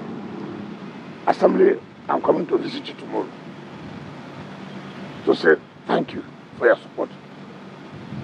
I don't need anybody to tell me that. I don't need anybody to tell me I call National Assembly this festive period. Thank you. We all work together. I believe we continue to work together. Nobody will tell me as a politician. I call party chairman to say, look, if we have been here, giving us support all this while, I know we continue to work together. I don't need anybody to say I should do that. I don't need anybody. I don't need anybody to say, look, to call, look, how are you? This is, I wish you Merry Christmas and prosperous New Year. I don't need anybody to tell me to do that. And these are things I talk about, whether you are serious. There are steps you take. So when somebody says, the governor, that I'm going to call a meeting, first of all, it behoves on you too. What role have you been playing? It's very laughable. So this peace deal for example now, no, just take for example. What stops you to put a call to the speaker? Speaker, how are you? How you doing with the Christmas? I wish you prosperous New Year. Do you need me to call a meeting for you to wish them Happy New Year? Come on. And people like to, that's why I say it depends on what's in your mind. Okay. And people also believe that the moment you say you are working for Tinubu, it means that Also, no. I have said, assuming PDP does not have crisis now, how many people would have left PDP? How many people were able to say whether they are PDP or not, I will support Tinubu? So the issue of saying, who? This is the man who the whole Nigerians have known clearly. Ask, how many ministers have been abused the way I'm being abused? Why? Why? Everybody knows my stand. Everybody knows my position. It's not hidden. It's not hidden. So when people say, don't follow, who's following Konakona? Who? When you know, you the journalist know, this is WIKE's role. What's been? I'm talking about knowing that politics you think you know will soon choke you. We're also waiting. 2026 will be interesting. On both level. Support president. I have supported president. I don't think after, like I said before, after president are the most abused politician. Why are they abusing me? Why are they not happy? So can I say, is it safe to say then that this truce that was achieved this year is now gone to the wind? I don't know. And if the governor said he is not going to represent the 2025 budget, because we understand that was also an issue. If he was not going to represent it because the sole administrator had already presented that budget to the National Assembly, and the National Assembly already passed a 2025 budget for Rivers State. If anybody is talking about the budget, it should be 2026. If the governor's argument is along that line, will it not be right? That's why I'm saying that. See, when you say right, that's not like right in politics. Well, politics is give and take. Let me tell you. You see, you must take such a stand when you know you're in control. You don't take a stand when you know you're not in control. You don't do that. Nobody does that in politics. Okay, take for example, I can tell you this. In 2025, the president was to go and present budget, in 2025 budget. 2026 will be? No, 2025. Okay. He got intelligence that there are some things moving on in National Assembly. He shifted it and called the leadership for discussion. And they discussed. And then he moved on to go and present the budget. You cannot say, I will do, I will not. No. Nobody does that in politics. Nobody does that. You should know that, see, even if you have the control of the house, you must not take them for granted. But it is, look at the United States, the Congress. Okay. They move left, right, and center. But the president has to go and lobby, right? Don't do that in politics. It's give and take. So there are things that you do underground. Even me, as I'm preparing my 2026 budget, which I will send to Mr. President, and Mr. President will send to the National Assembly, I must talk with the House Committee. I must talk with the Senate Committee. And now that you just mentioned, in charge of FCT. You just mentioned the senator or the Senate Committee in charge of the FCT. What about the senator who was elected from the FCT? Yeah. Whose relationship with you has been a bit frosty, and since she was elected. That's again when I say I don't like people who play double standard. You see, politicians should be careful. Why? Okay, let me show you, as if I knew. The senator wrote me a letter. Senator Ireti Kingibe? Yes, wrote me a letter. Recently? Yes. Showing appreciation what I'm doing in Abuja. This is the SEYI Makinde style. You are bringing out documents from... No, let me tell you. Because I said, let me tell you. This has nothing to do with $1 million. Okay. He insists on reading that letter so that we can be sure what is inside. Look at it. It was dated 14th November 2025. That's like a month plus. His Excellency, Barrister NYESOME with the Honorable Minister of City. Appreciation for the rehabilitation of Kunene Street Road, Maitama. I write to express my appreciation to you and the Federal Capital Development Administration for the recent rehabilitation and fixing of the road in Kunene Street, Maitama. On behalf of my fellow residents, please accept my heartfelt thanks and that of the community for your dedication, for your dedication to service and your continuous efforts in ensuring that Abuja remains a model city. Kindly be assured. Yeah, but she was at the National Assembly saying that the waste management in Abuja is bad. Again, WIKE doesn't like double standards. Wow. I mean, yeah, the guy is just in advancing the development goals of the Federal Capital Territory. Sincerely, Senator Ireti Kingibe. Okay. Thanking me for my dedication to making sure Abuja remains a model city. It doesn't remove the fact... I'm coming to refer. Yeah. So if we have that kind of relationship you're talking about, what are we thinking? The point is... just a moment. Just a moment, Your Excellency. Are you saying then that you're collaborating with her or that you're consulting with her? The point is that it shouldn't be something personal. The only person I should talk about is the president, whom I'm owed a duty, where he is my appointer, who appointed me, right? Now, I relate with the committees. Overseeing the affairs of the FCT. Okay. And luckily, she's a member of that committee, right? So, in anything I'm doing as far as FCT concerned, I relate with that committee, which is a member. It's not something personal to say I must have a personal relationship. No. That's not what I say. We should not reduce governance to that level.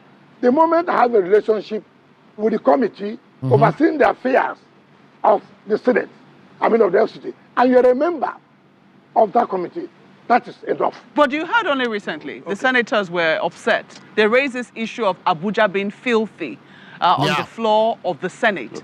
I'm sure you also heard her contributions as well. No, that's not what happened. See, she raised a motion of national urgency. And by their rules, what is urgent here? You see, Nigerians, we should learn how to appreciate when people do things.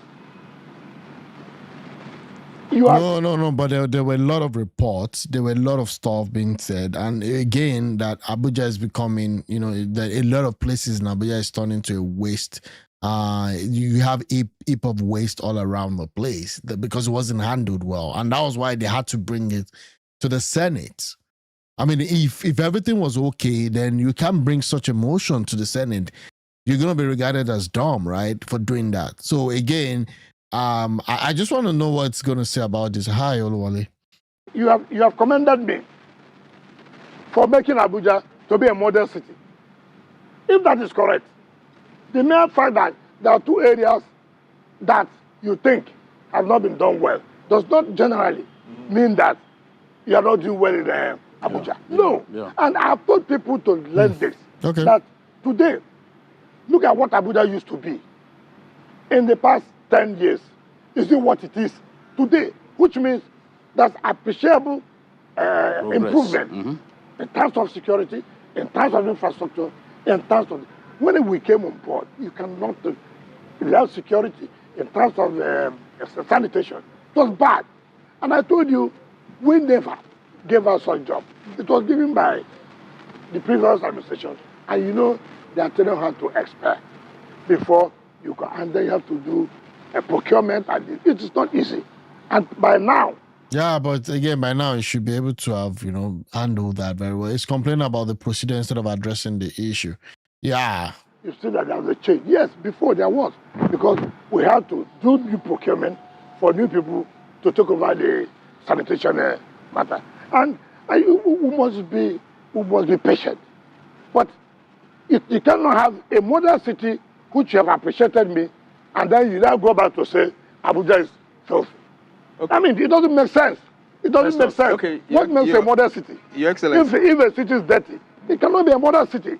If there's no infrastructure, it cannot be a modern city. Yeah, fair enough. If there's no security, it cannot be a modern city. All right. Festus has the next question. Yes. Let's go back squarely to 2027 politics. Yeah.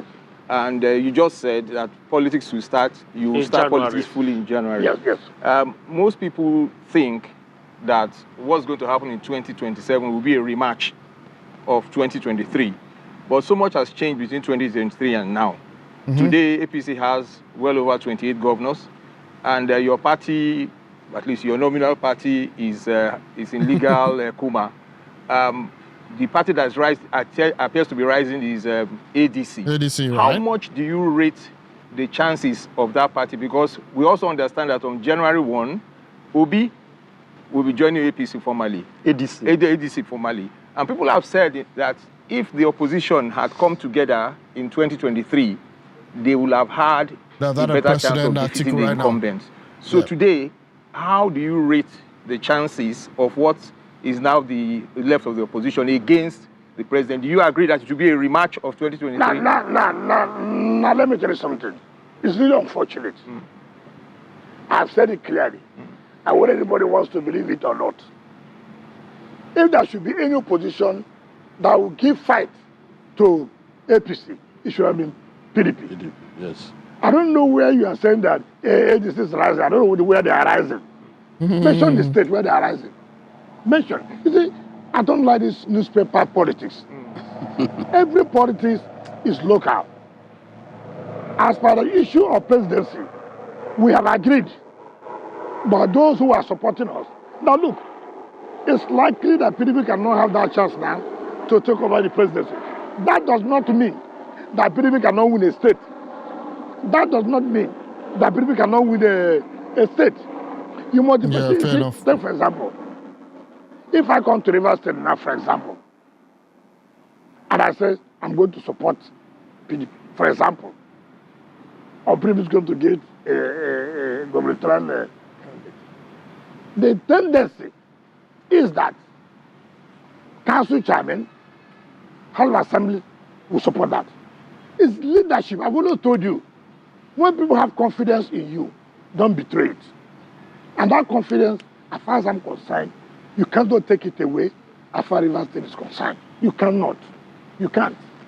You can't. You see, look at the local structure. Who are those who are council chairmen today? Who are the councillors today? So it is difficult no matter the amount of money you have, for you to uproot that, it's going to be difficult. I'm not saying it's not possible, but it's going to be very, very difficult. If our own team says we're going to support you for governorship, you go home and sleep. If we say we won't support you, you have to fight it hard. That's the point I'm trying to make. So when I say politics general, let me tell you. Okay, so again, that's it. Can you please listen to the public? I don't know what that is. If there's no waste management, it cannot be a model. Exactly. I don't know why she'll be writing. Again, I don't know why she'll be writing that. Possibly she's trying to get something. I don't know why Senator King Igbe wrote, that letter praising him when she was just few days ago, at the Senate hearing, saying that Abuja's waste management is actually is in a mess. Yeah, exactly. What happens to water, electricity, education in terms of learning materials, etc. Exactly. I mean, that's a good question. At least for water and education, I think that falls under his portfolio. For electricity, maybe not directly. Hi Ige, thanks for the follow. Studio. Stupid people leading. Well, that's the reality we're facing in Nigeria. Why is it so? Next year is a political year. Why is it a political year? Yep. Primaries will take place in the various political parties. Yeah. So as a politician, you have to let everyone listen. Yep, I will be here to cover it. We have to organize ourselves. We have to be ready to play this politics now. We have taken 2 years talking about infrastructure in Abuja. We have taken 2 years talking about security in Abuja. We have taken 2 years to talk how do we fix in sanitation. Listen, area councils will take place in Abuja in February, right? Do you think, as it is today, that PDP will win that election in the area council? We'll see. With what the administration of the president has done, it will be difficult. What of Labour? It will be difficult. What about what? Labour. Yeah, that's also what I've said. But see, for you to win, you must put your house. That it is not easy. And let us tell ourselves the simple truth. See what is happening in Abuja today. Under whose administration is that? It's under the administration of Ahmed Bola Tinubu. And so people have that sympathy for him. It is not as if it is PDP. No. Look, Abuja people don't like voting for the ruling party. No, that's before. Because you have to show what you've done. You see, today, why would they vote for the ruling party when you have not gone to the rural areas to do anything for them? When they have not seen anything in the city? Today, go to rural areas. See how the roads are springing up everywhere. Today in the FCT capital, see how the development is going. So why would you now say that, look, we won't vote for the ruling party? But you know that there are parts of the elite that are not happy with what is happening in the FCT. It's natural. It's natural. You cannot have where everybody is happy. I've always told you this. So how are you measuring the fact that the president will win or that the area councils will go to the APC as a result? Yeah, imagine your coach telling you that I'm not sure we can win. I mean, it's just being realistic. The way PDP is, I don't think. I mean, that's it, and that's the boomerang that we're talking about. So what is happening when you know that everybody might not necessarily be happy? How do you measure developments in the FCT? How do you support candidates? You support candidates based on what your party have been able to do.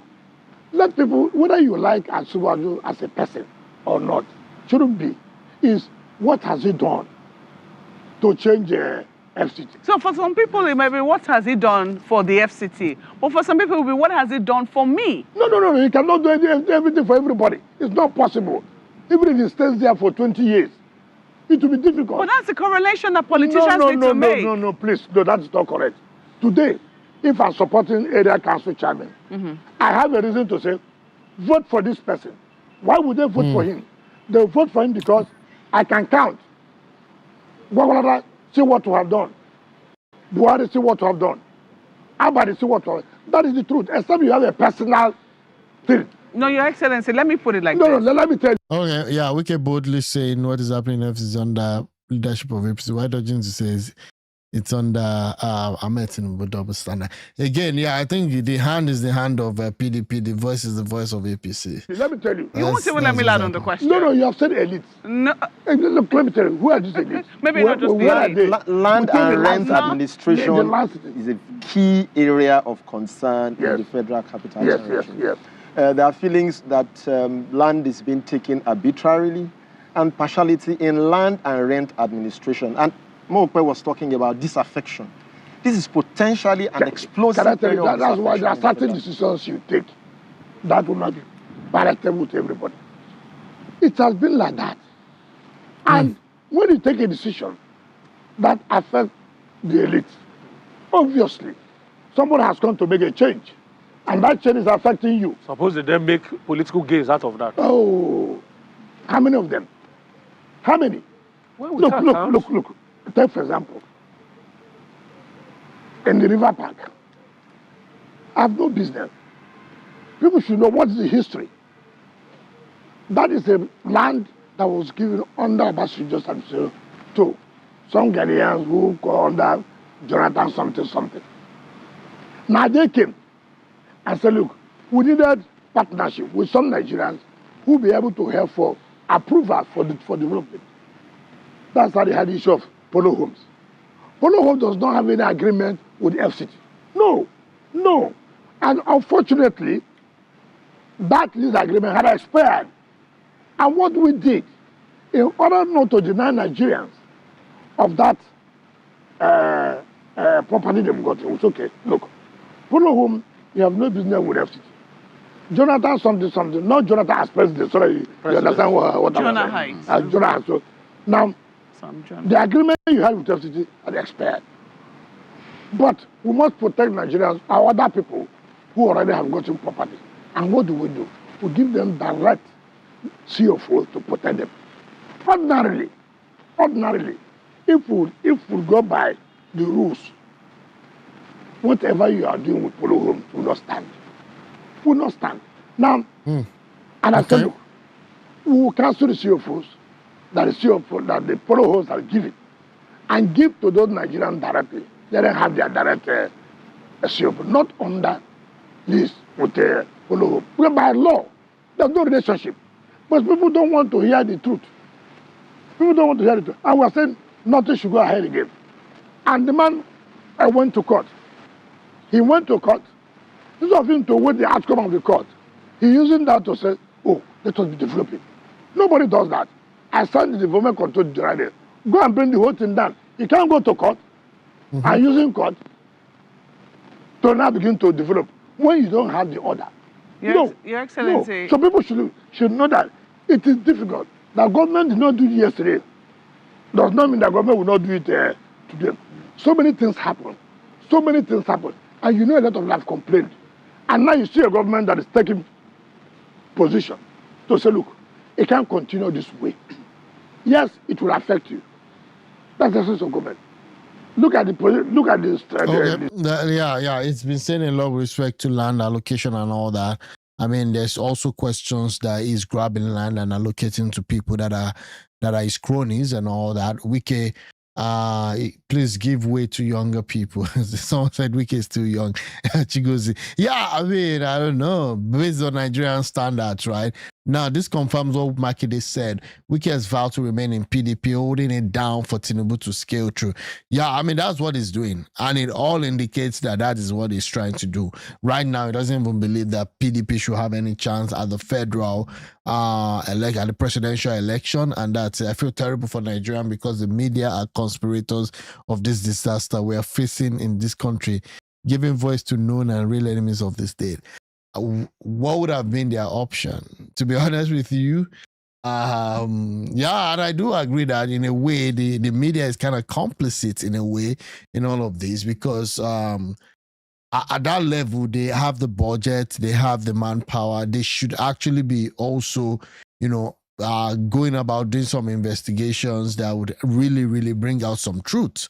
and some of them can be made with that, not just, but again, he is still a government official, and it's important that if he calls them to have a chat with them, they actually oblige him that, especially when they already had one with Makinde, and he has a right of reply to all the allegations that Makinde actually made. So that's why I think it makes sense for them to, to just come here and talk. Everybody does that.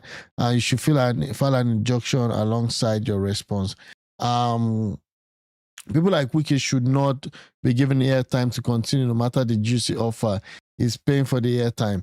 Yeah, again, as his capacity as the FCT minister, unfortunately, they are obliged to give him, that access if he really needs it. Because again, under the doctrine of freedom of speech, it's praying for airtime and Nigeria is tough. They need to pay salaries, right? Especially now that most of these TV stations, especially Arise TV, I know Arise TV has some issues with monies. I think due to the exchange rate, all that, they had some financial challenges. So you get whatever you can. Decision that the president took about the subsidy. It is a strong decision. Exactly, which is where I was really going it's a strong to. Decision, but who is benefiting from it? It has enabled the states. You've just said the state governors. To have more money to provide infrastructure in the state. Your Excellency, that's the problem. You see, because a lot of politicians always, or governors, or people with executive power, always assume that infrastructure is the thing. While infrastructure is important, the quality of life of Nigerians is even more important. Are they able to eat? Do they have access to health care? What sort of schools do their children go to? Can I tell you something? These are the things that affect Nigerians. I think someone asked that question here too. The quality of life. Infrastructure does not only mean doing roads. Infrastructure has to also talk about improving the health standards, improving the quality of schools. Yeah. Today, go and see what's happening in FCT. Is there any improvement in terms of the schools? Yeah, but we can't say that across the states. That's the point. That's what I'm saying. That's what I'm saying. That's not his job, right? To give account.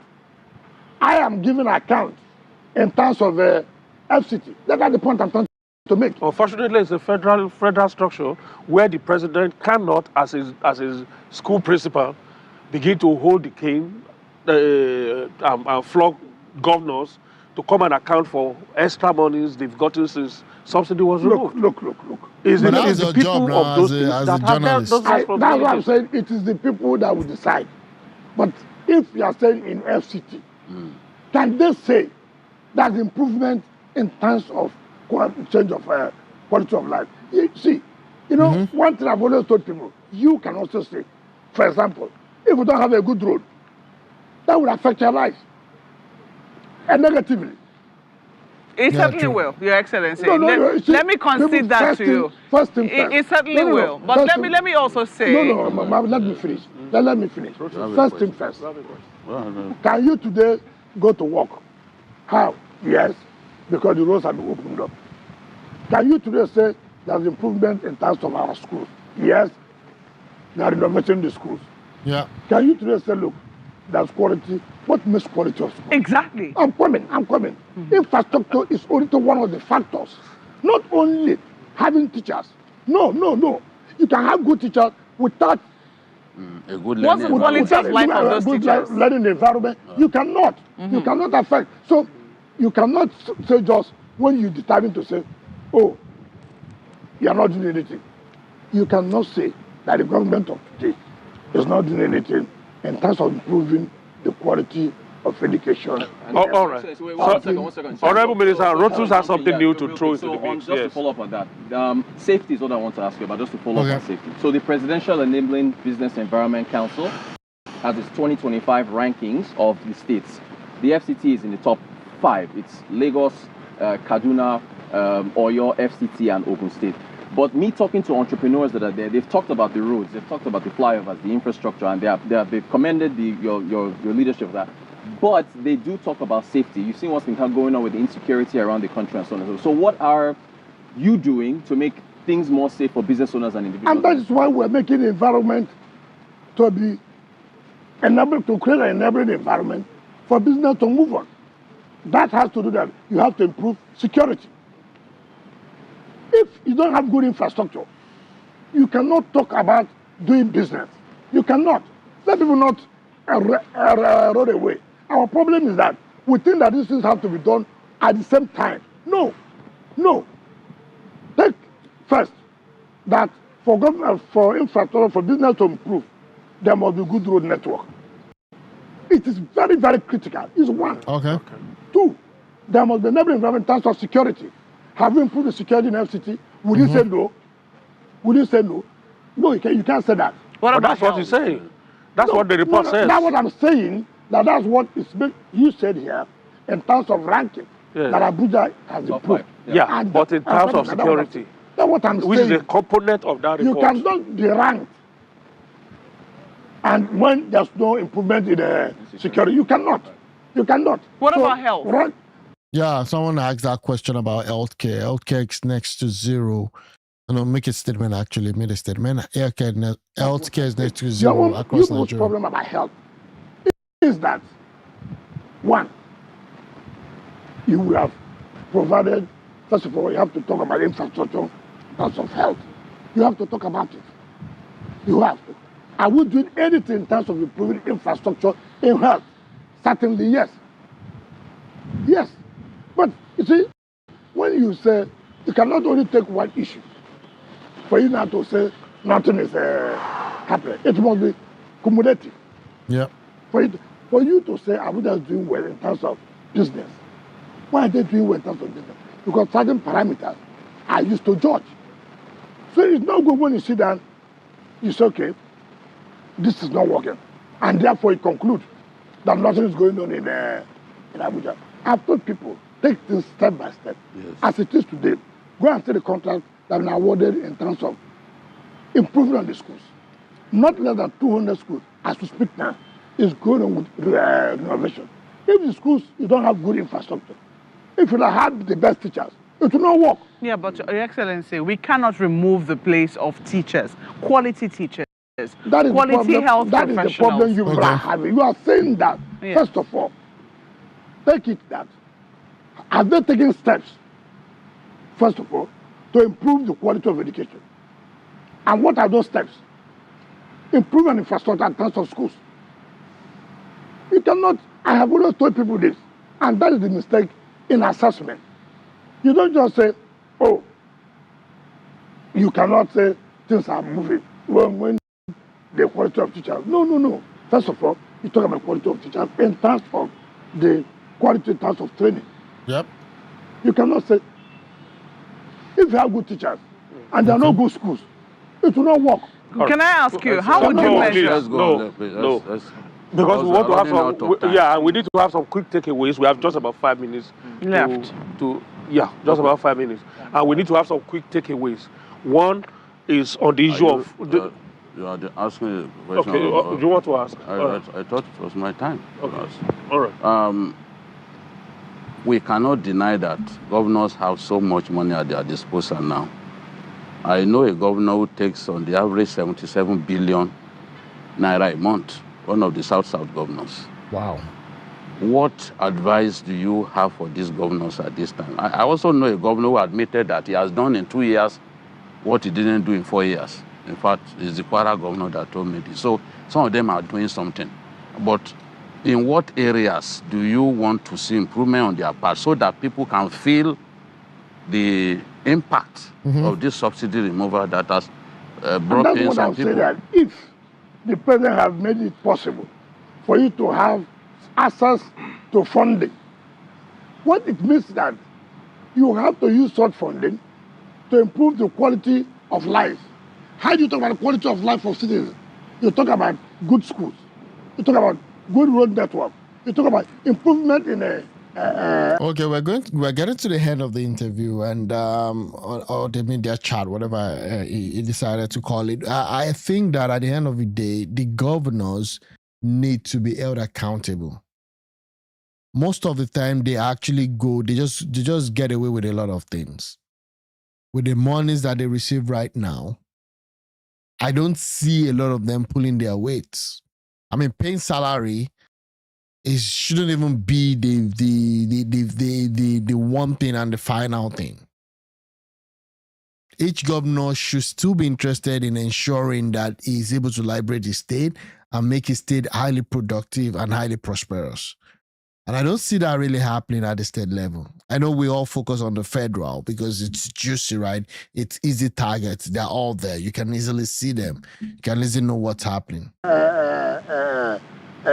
health, agriculture.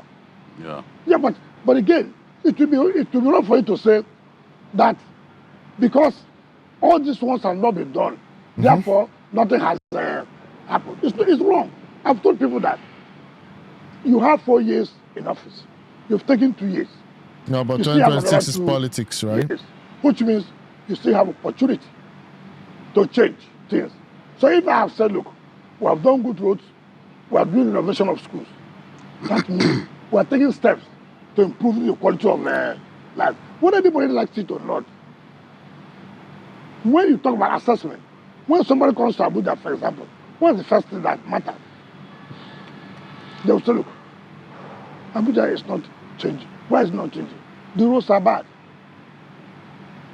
When the roads are good, then they give the story as an indicator that, okay, now things are happening. All right. So I have told you that we have also taken in terms of health, that we have taken number of health that we are trying to renovate and put well and provide good quality of health infrastructure.